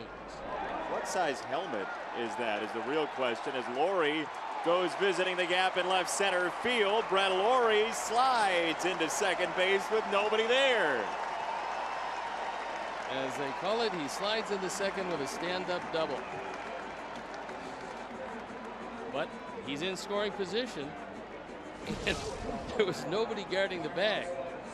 This is a changeup. He does wait back on one. Ventura had thrown him the changeup and got him out last time, but not this time. Almost taking it out of the park. It hits in the middle of the wall. Gordon with no chance at second base, and a promising start to the 6th. Canadian Dracula doesn't have stand-up doubles. True. Okay. Aggressive sliding doubles. Fangs out. Up and in. Laurie back. You like the bunt here with Sanchez? I do. And I would like it a lot more if he bunted it right at Moustakas. Laurie has to be careful because it's very easy for Escobar to sneak in behind him.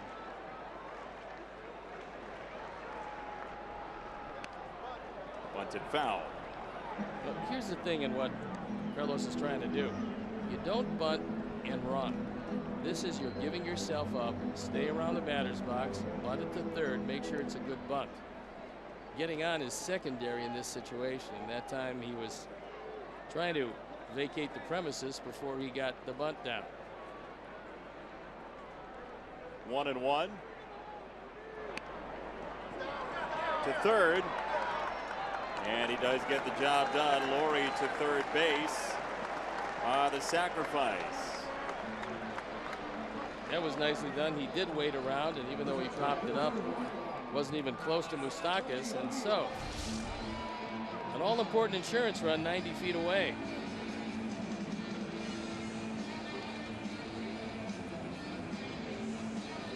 Hosmer charging, leaves it to Infante to cover. What you're saying essentially there with the bunt is I believe in Alex Avila to drive the ball and get the run home. He's had a couple of good at-bats, including last time when his walk last inning led the 2-run rally. So now the infield in at all 4 positions. Ball 1.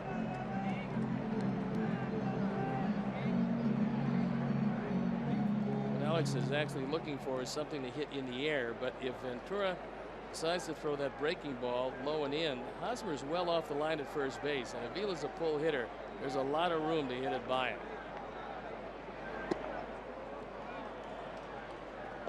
Alex's fly ball percentage this year at 21%. 64, 65, and 60. It's pretty good. Yeah. Like to get him home.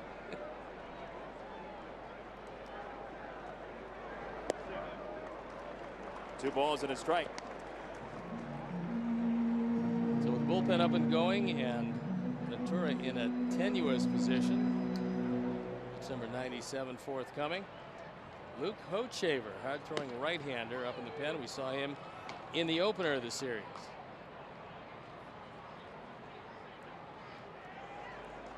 Two and one. Fouled away. Alex got one up that time and thought, looks like something he could lift to left or left center field and score the run.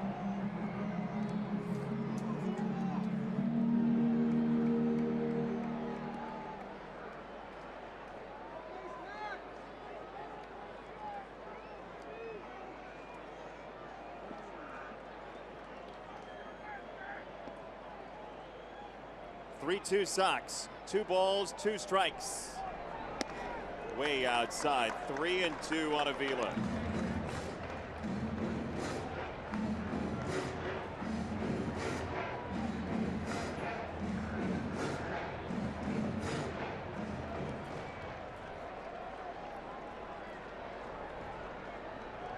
Laurie at third after a leadoff double.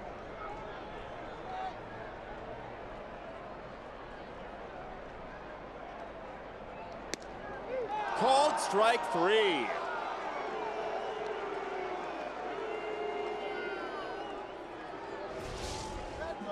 Well, this is borderline at best. It's a high changeup, and it catches a part of the strike zone, but Alex thought that that pitch has not been called, felt that it was up and possibly away, but the catcher can't argue too much because he's got to get pitches for his pitcher, so he leaves it up to Austin Jackson. 2 out. Austin sprays it foul.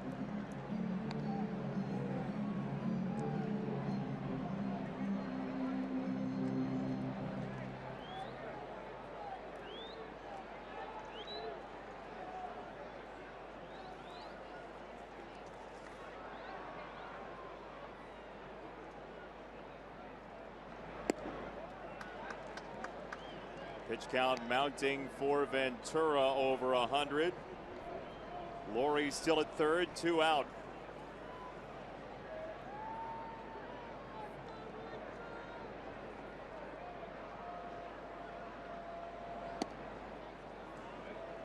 Two and one.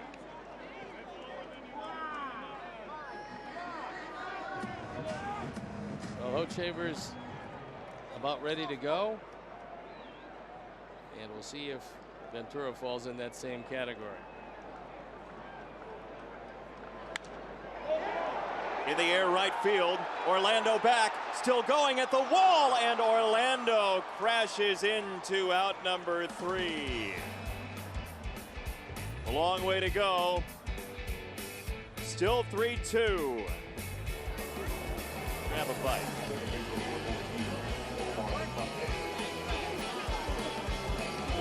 All right, guys, enjoy it.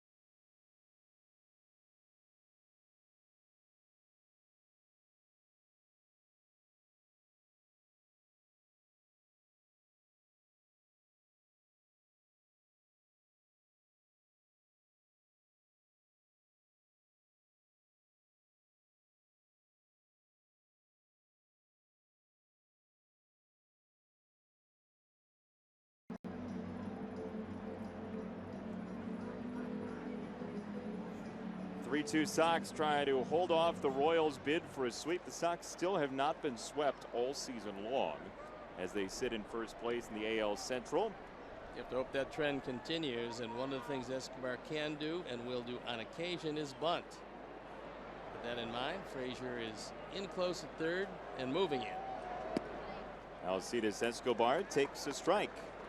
Sox and Royals both have been quite good against the Central this year, combined 15-6. Now some of that's against Minnesota.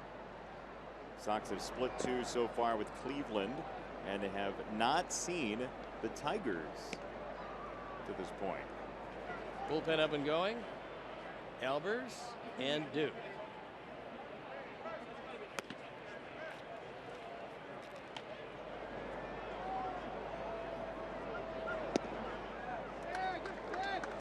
One and two on Escobar. We will, however, see the Tigers at the end of this long 3-city road trip, which also includes a day off in Detroit. Pack light. On the ground, Sands backs up and scoops it. 4 out, number 1. Escobar 0 for 4, and time for today's edition of the pop quiz that's sweeping the nation, Sticks and Stone. Steve, how did you do against Frank White? I'm going to go out on the line because I don't remember that many at bats with him, but I'll say I did okay. He was a right-hander.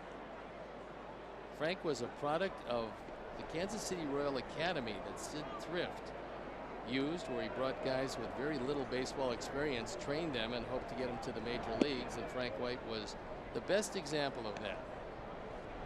I will say I did pretty well against him, but then again, I was wrong back in the Truman administration.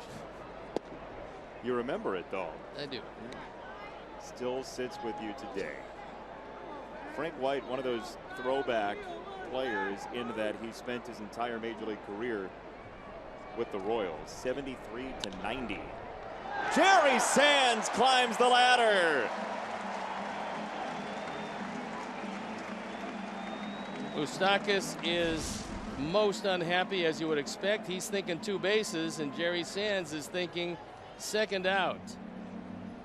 So that will most likely be the last opportunity that Rodon has. Good play by Sands, who's played a good first base today. And Carlos will get a nice hand. He's pretty pumped up about that play, and justifiably so. And the fans giving him a standing ovation. So as he walks out to a big round of applause, we'll step out and be back after these messages.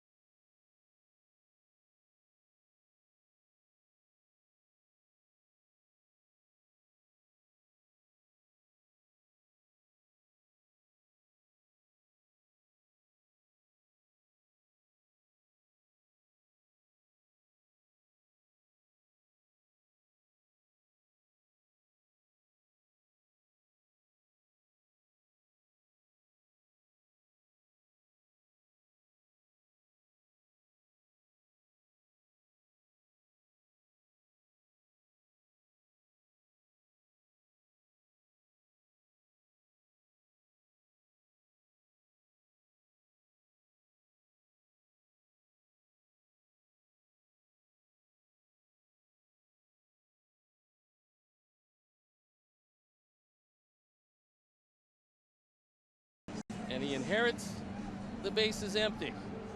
There you look at Matt on for the 20th time. 1-3 ERA, 3.32. And we saw him in yesterday's game. He threw 2/3 of an inning.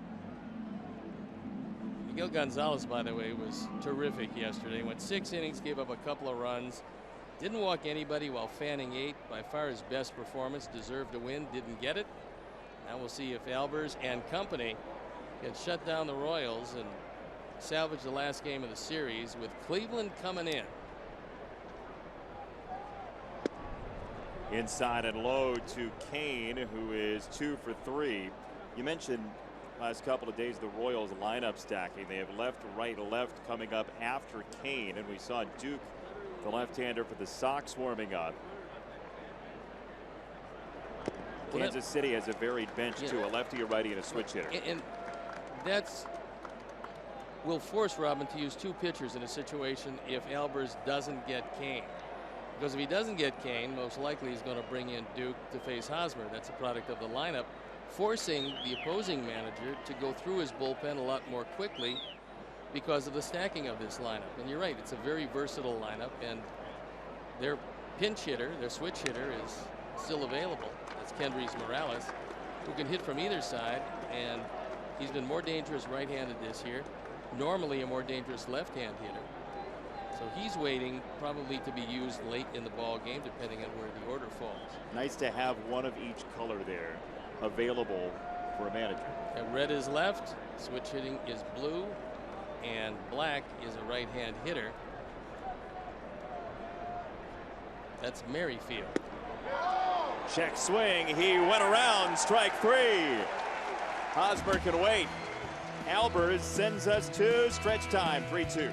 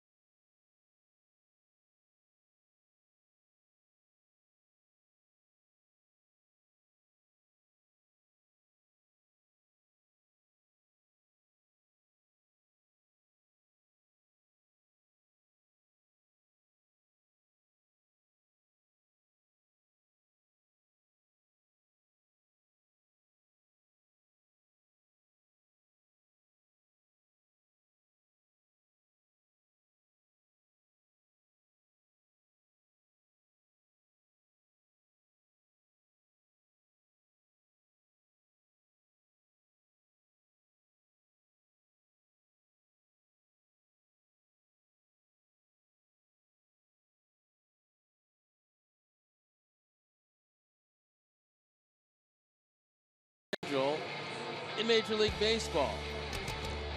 Tigers with the lead despite Jordan Zimmerman's exit. Actually a 5-2 lead as we speak. Boston has scored again. Yes. Faster than Joe Group can type. 7-2 Texas over Houston as well. That's not a surprise at all. The Astros have lost like 1,000 consecutive games to the Rangers. It's something like 20 out of 22 to One Texas. team they can't get by, but they look pretty good here. Metropolitans with a 3-1 lead over Milwaukee. Oh, it's the Griffey Bowl. Seattle and Cincinnati getting together. And a 1-0 Colorado lead. The Braves had won a couple. That may change. And Arizona 6-1 over St. Louis with one of the great young shortstops in the game, Aledmus Diaz, for the Cardinals. By the way, did you hear what happened in Oakland yesterday? The toilet in the Yankees dugout backed up. Well, you know, by rule, if the Yankees toilet backs up, they have to back up the Oakland toilet in their dugout to even things out. It's like that way with headsets. So we've got a new pitcher, and it's Luke Hochevar. With my ever-present and vigilant partner, letting us know about Yankees toilet in Oakland, which is always a good thing to know. Hochevar on for the 20th time, 1-0 ERA, .295. He's had an opportunity to save 2 games and has not been successful. We did see him in this series, and he threw pretty well. In 1 inning, he did have a walk with a couple of strikeouts in relief of Dylan G. Quote from Joe Girardi, it kept some of our bullpen guys nice and loose. Wow. Adam Eaton, Jimmy Rollins, Todd Frazier will bat in the 7th inning. Sox playing another close game. 8 of the last 10 have been decided by 2 or fewer. It looks like they're right in that zone this afternoon, looking for some distance against Hochevar, and a bunt comes back our way. Pretty good idea. 0 for 3, trying to get on. It appeared what he was trying to do was drag that one with him up the right side, because Moustakas is very close to third, remains there.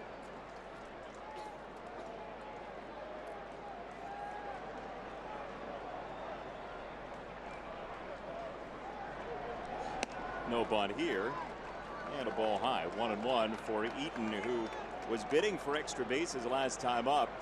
He punched a ball to the gap in left center, and Kane, who was playing that way, flagged it down on the run. First base side and foul. 1-2 for Adam Eaton.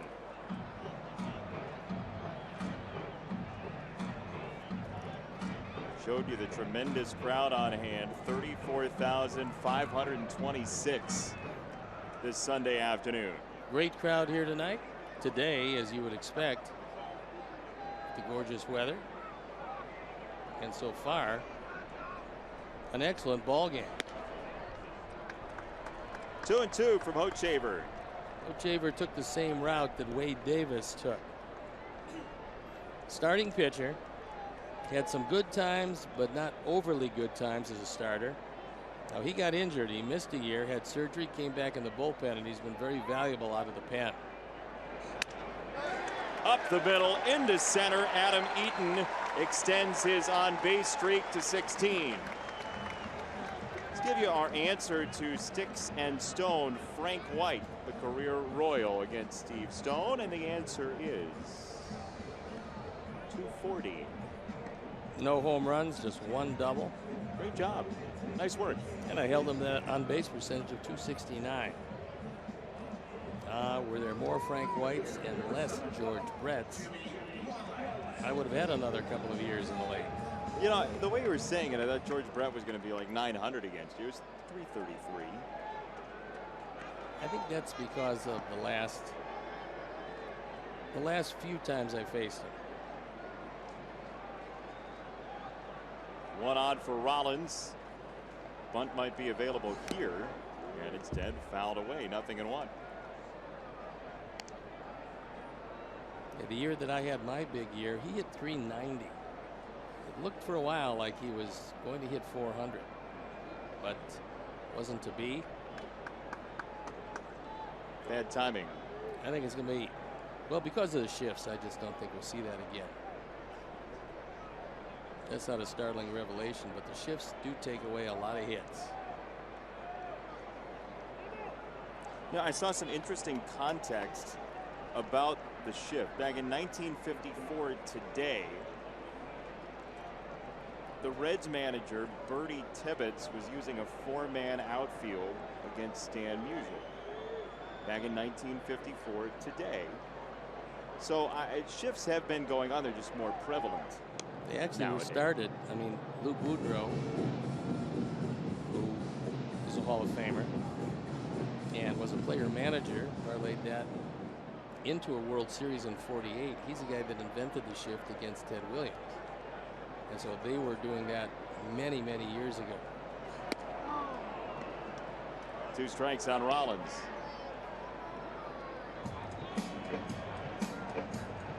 By the way, if you ever want to see Ted, he is being cryogenically frozen just down the road from me in Scottsdale. 2 for the price of 1. Go visit Ted, go visit Steve. There you go.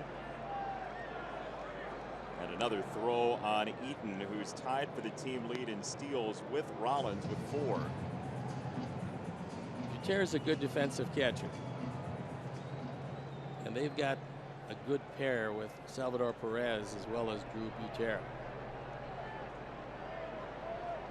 0-2. Eaton doesn't run. Ball up and away. 1-2. Hochevar held that one a long time. Now the question being, if you believe, or if Robin believes that it's going to be a breaking ball here, it's a good pitch to run.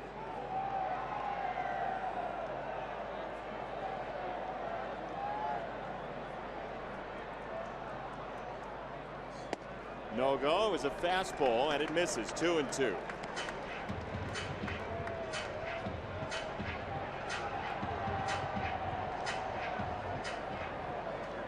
Lively arm for Hochevar. First player picked in the draft when he came out.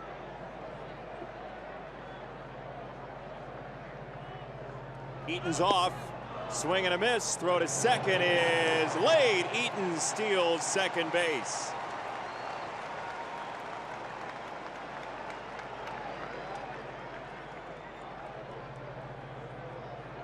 Now they're going to send him back to first. They're going to call interference here. They just might do that. We'll have to see what Rollins did when he swung through that breaking ball. Oh boy, this is not going to make the fan base happy if it's close, considering the Astros series. They got him. Yeah, the bat got him in the mask. Now let's recall what Alex Avila said after the non-interference call in the Astros series. He said you got to make contact almost to get that call. Pretty distinct contact. And there it was. So Eaton sent back to first, and again, as with 1 out, Frazier stands in.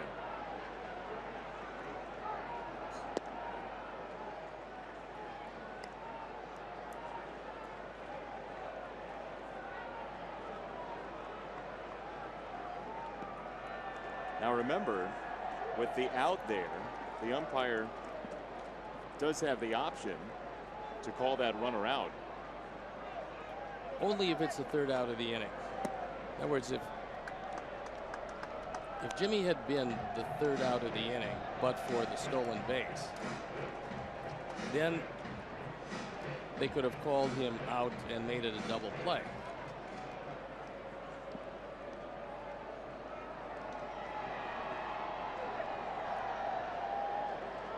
So 1-1 on Frazier.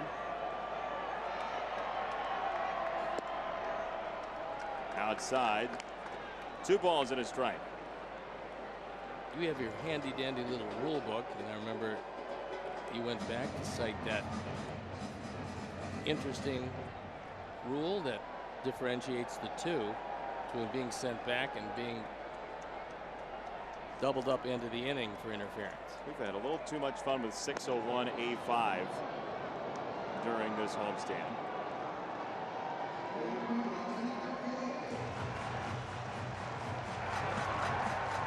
Outfield straight away, no Shaver. He does take a long time in the set position. Goes over first base. So 601 A5, any batter or runner who's just been put out or any runner who's just scored hinders or impedes any following play being made on a runner, such runner shall be declared out for the interference of his teammates.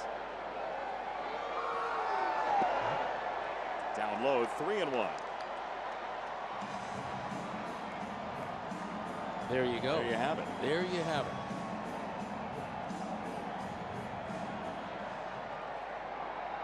The wave stops on by. Eden at first, 3-1. He's off. Frazier a fly ball left side, angling toward the seats. 3-2. Here's our fourth drive of the game, leading off the fourth inning. A high fastball out away, and that Frazier goes in to the bullpen bar. His 13th home run, his 33rd driven in, both the team leadership. So now a meeting at the mound on 3-2 to Frazier. What do you think you do with Eaton here at first? You send him? If it's a good enough situation on 3-1, it certainly is a good enough situation on 3-2, and perhaps Butera went out there to tell him to hold the ball a bit, try to disrupt the rhythm of Adam Eaton. Ochever a glance at Eaton. There he goes. Frazier pops it up. First base side. Eaton's got to get back. He does. 2 down.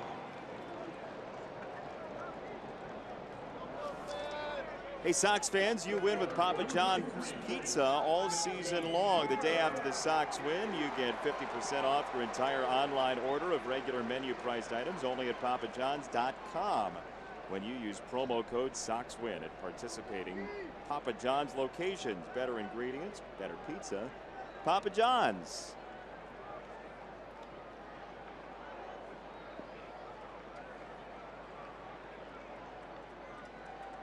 Two out for Melky Cabrera, who gave the Sox the lead with a 2-run hit in the 5th. Eaton's gone again. That throw is an absolute pond skipper. And Eaton now has stolen base number 5.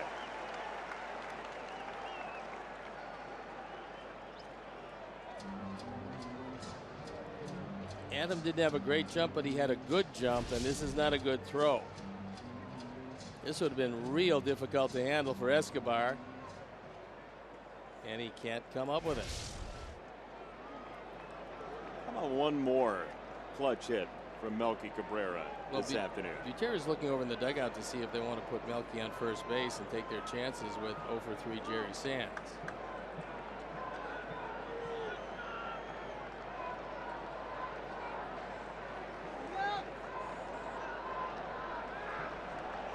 Well, the Sox on the bench have a switch hitter and 3 right-handers. So tough for Robin to play matchups here with the switch hitter being his backup catcher.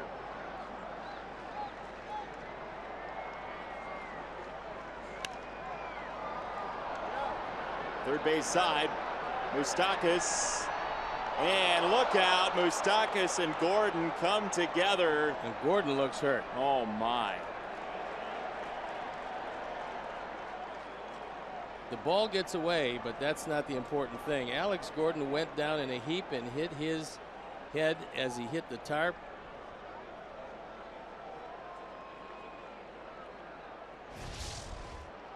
It appears like he's going to be okay, but he was shaken up. This is a nasty collision. And the ball pops out of the glove.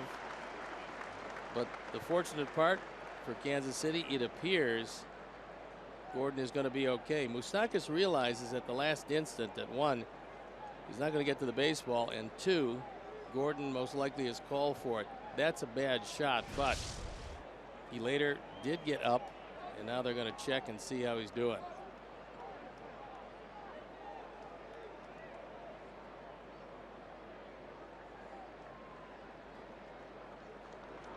He's going to stay in the game. Well, Hochevar walked all the way out to right field to see just exactly what's wrong with him. Talks to the trainer.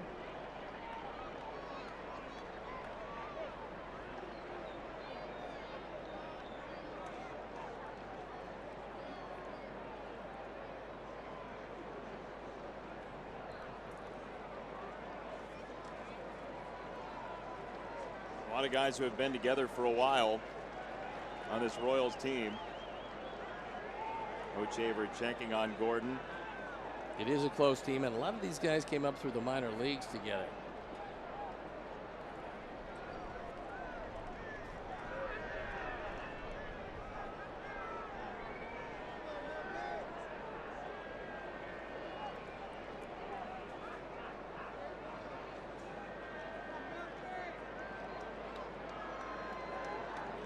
So Melky with another chance. That ball was in the glove of Gordon.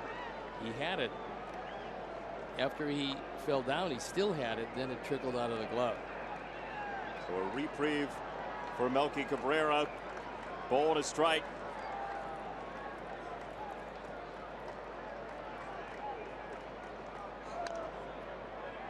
One and two.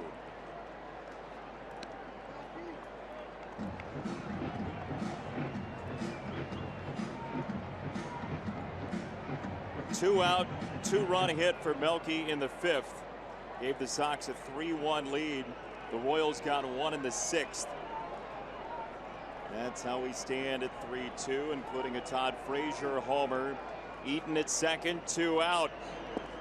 In the dirt, Butera in front of it, 2-2. Well, that was a really nice stop. That was a tough ball to handle. A hard slider bouncing in front of home plate.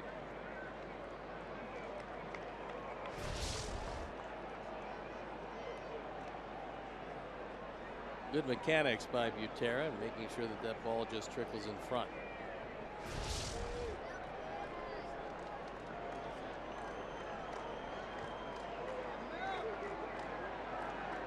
Two and two.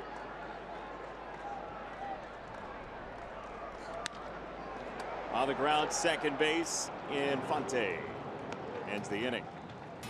Leadoff single. Sox can't score. 3-2 after 7 today.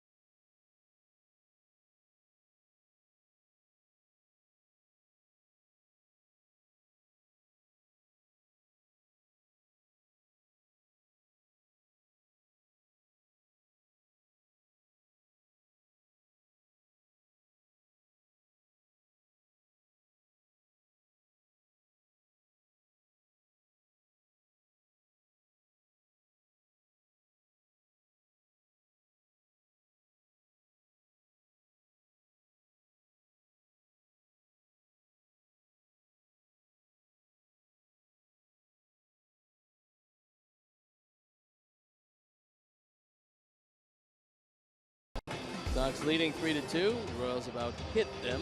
It's been an errorless game. Rodon threw well.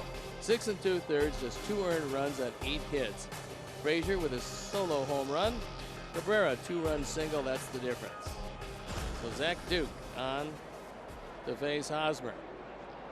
Lefty, righty, lefty, 4 through 6 for Kansas City, and Duke misses to Hosmer. There are the numbers on for the 24th time for Zach Duke. Honda Game Summary was brought to you by Honda. Start something special with a great deal on a Honda. Now at your Honda dealer.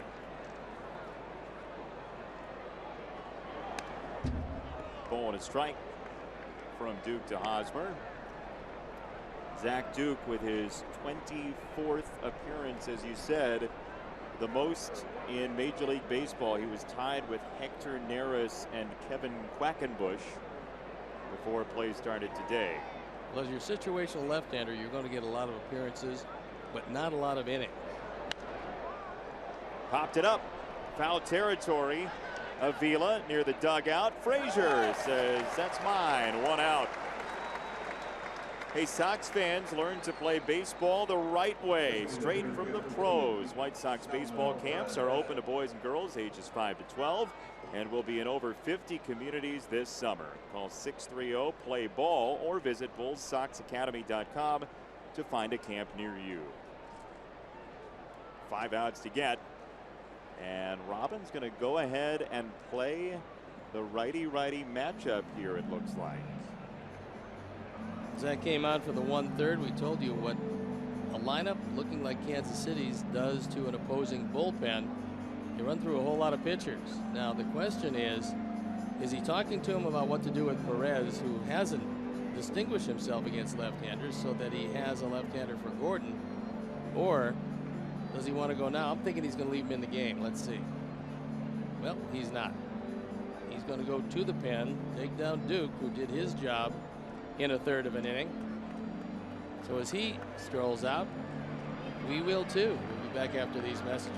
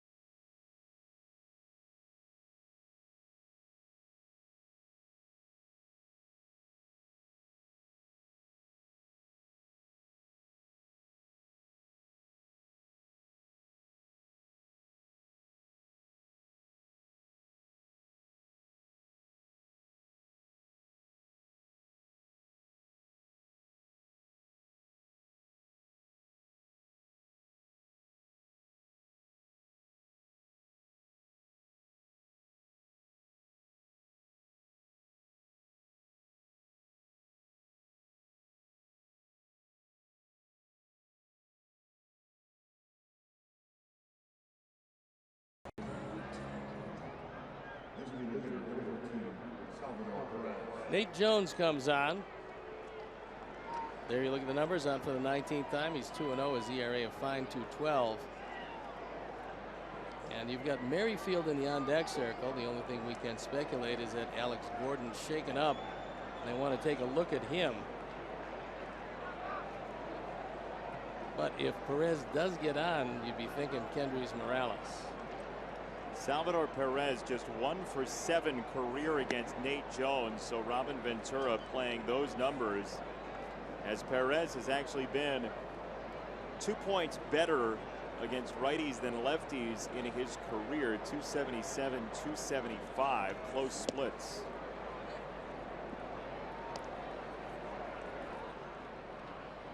Kelvin Herrera loosening up in the pen. He had a 100-mile-an-hour fastball.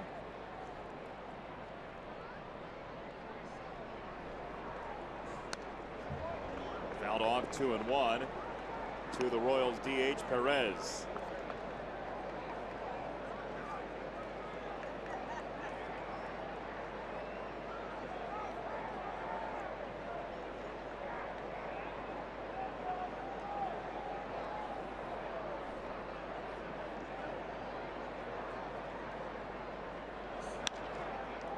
Fouled away, third base side, 2-2.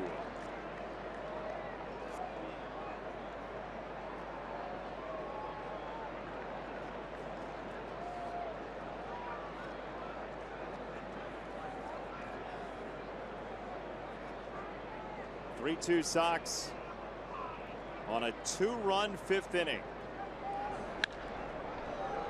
Foul down the left field line. That time it looked like a slider, but he got it up.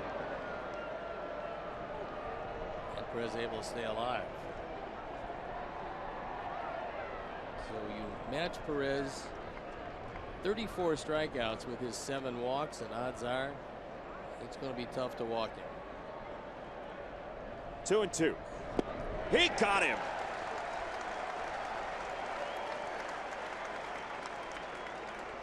That was a much better breaking ball. A hard slider on the outside corner, exactly where Avila wants it. He settles in. Perfect pitch for the second time today. Perez goes down on strikes.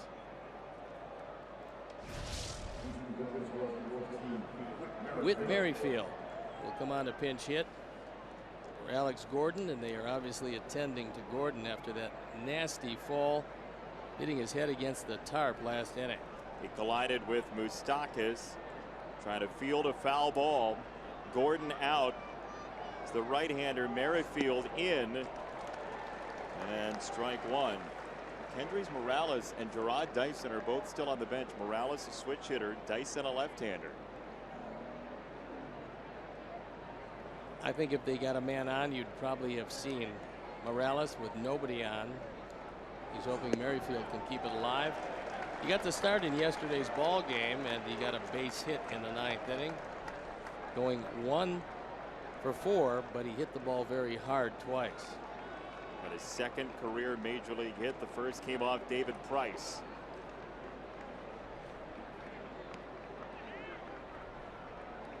So Duke got Hosmer, Jones got Perez, and Nate a strike away on Merrifield.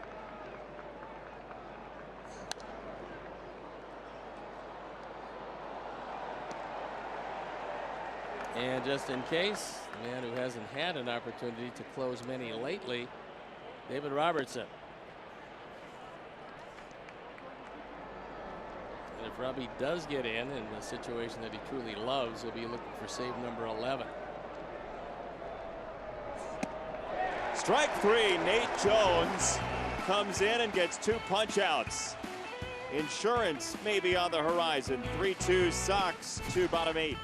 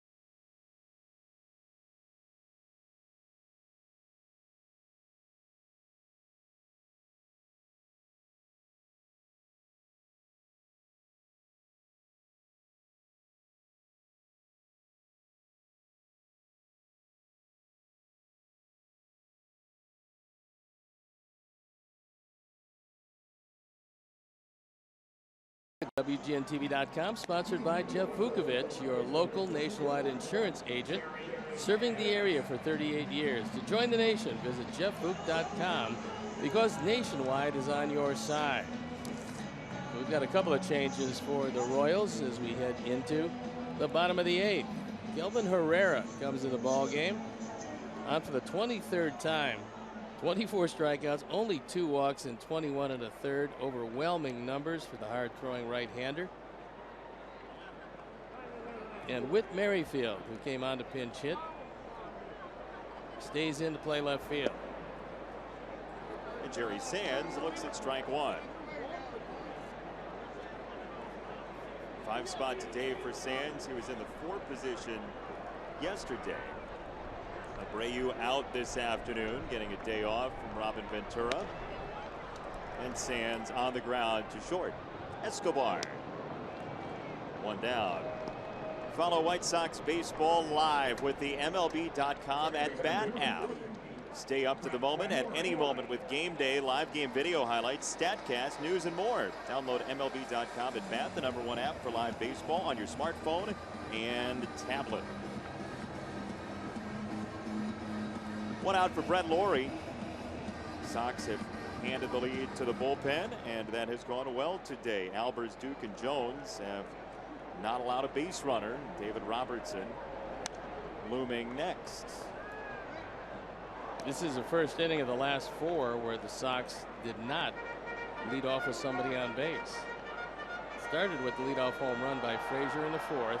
Leadoff walk by Avila that turned into 2 runs in the 5th. A leadoff double stranded in the 6th, and a leadoff single stranded last inning. That fastball up under the chin of Brett Lawrie. Yeah, only the 1-2-3 inning in the 2nd for Ventura, who goes 6.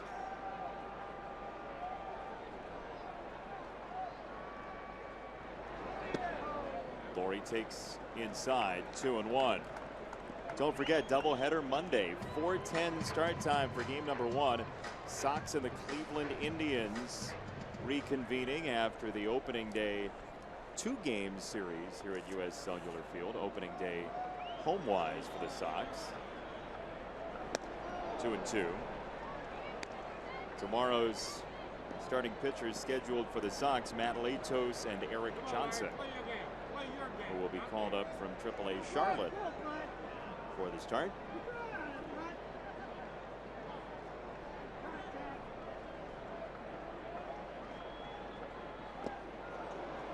Swing and a miss, and 2 down.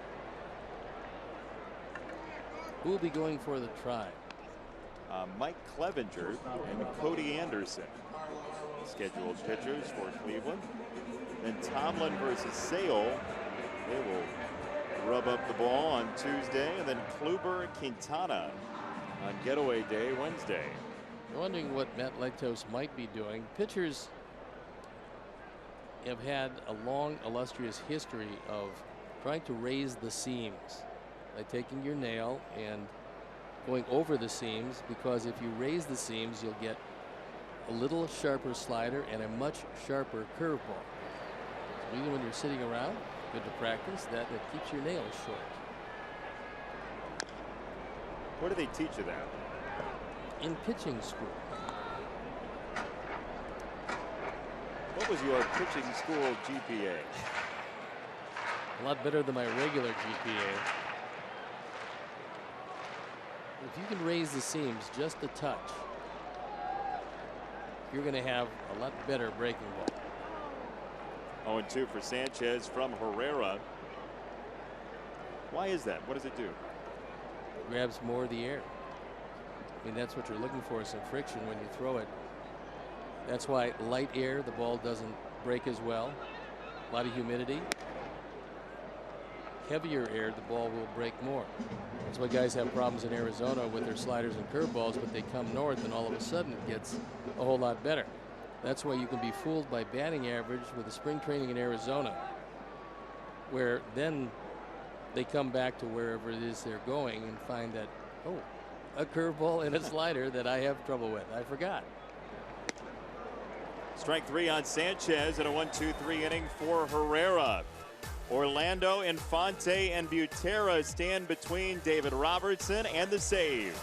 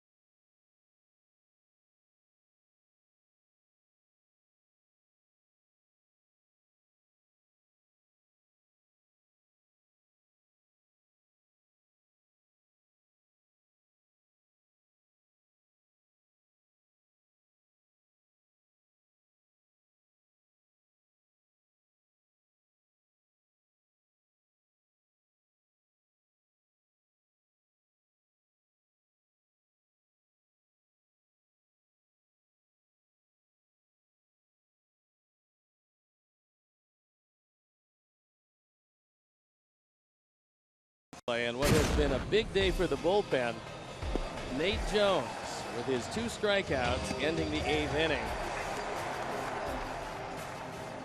He followed up Albers and Duke. So far spotless, our Mazda replay. And now David Robertson comes on looking for 3 outs. He's got to start it against a red-hot hitter, and this is David's first opportunity to convert a save in a couple of weeks. ERA 1.08, 10 of 12 in the save opportunity. His career ERA against Kansas City is 1.16. Very good number. Orlando 5 for 8 in the series. Another first pitch swing. He had seen 3 pitches so far this afternoon. This is his first trip up. He'll see more than 1. Twice he's hit the ball awfully hard to right field.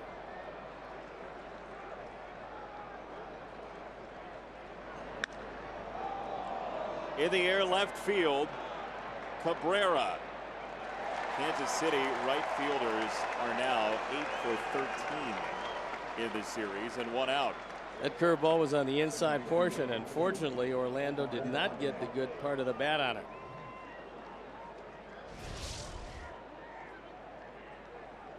Not where David would have wanted it, but then again, he hasn't had a whole lot of work lately, and the thing that suffers most is location. So Melky, sunglasses, using his hand to shade, and he makes the catch.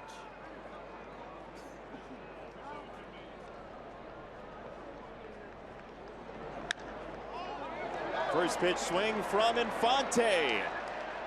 Melky, a big wave, and out number 2.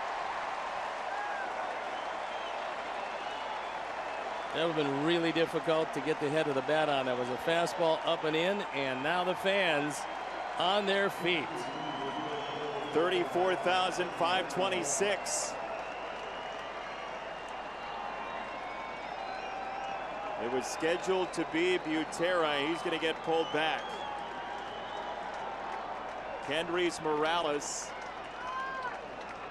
pinch hits.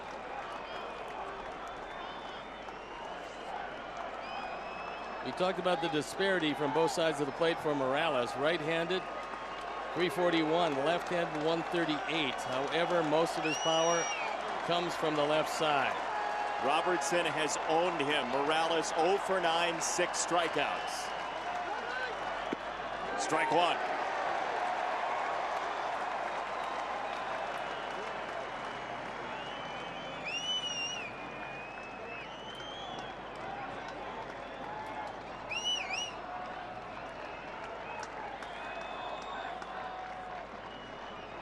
They're keeping Dyson back to pinch run for Morales if he can get on and keep it alive as they roll to the top.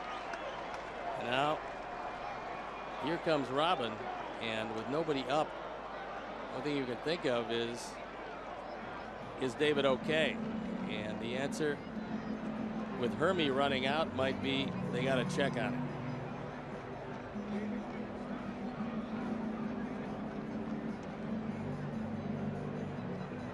Schneider out. Talk to David Robertson.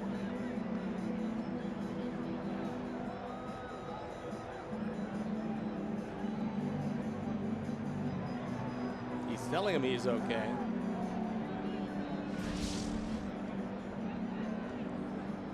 It's the last pitch. There's a curveball over the outside part of the plate.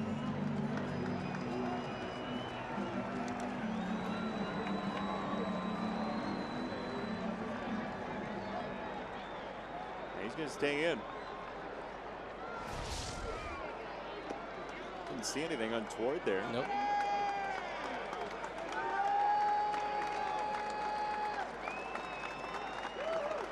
Shift is on for Morales on 1 strike.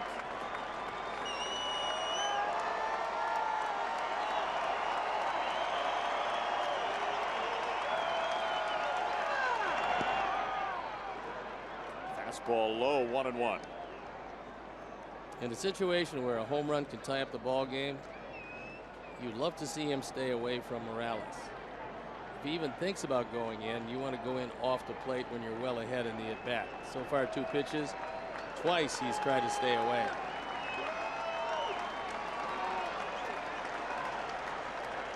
One and one. Yes, Couldn't stop his swing.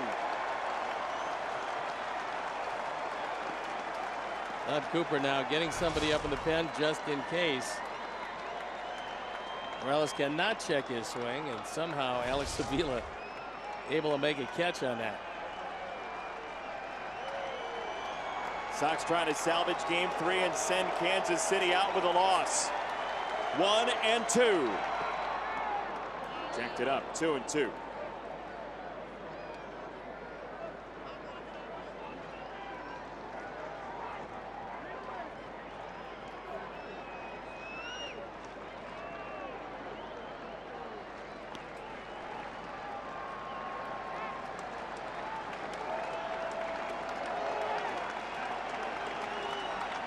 Two balls, 2 strikes, 2 out.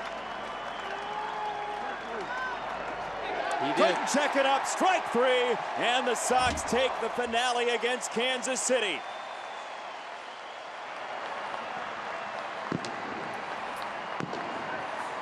Seven batters faced by the bullpen.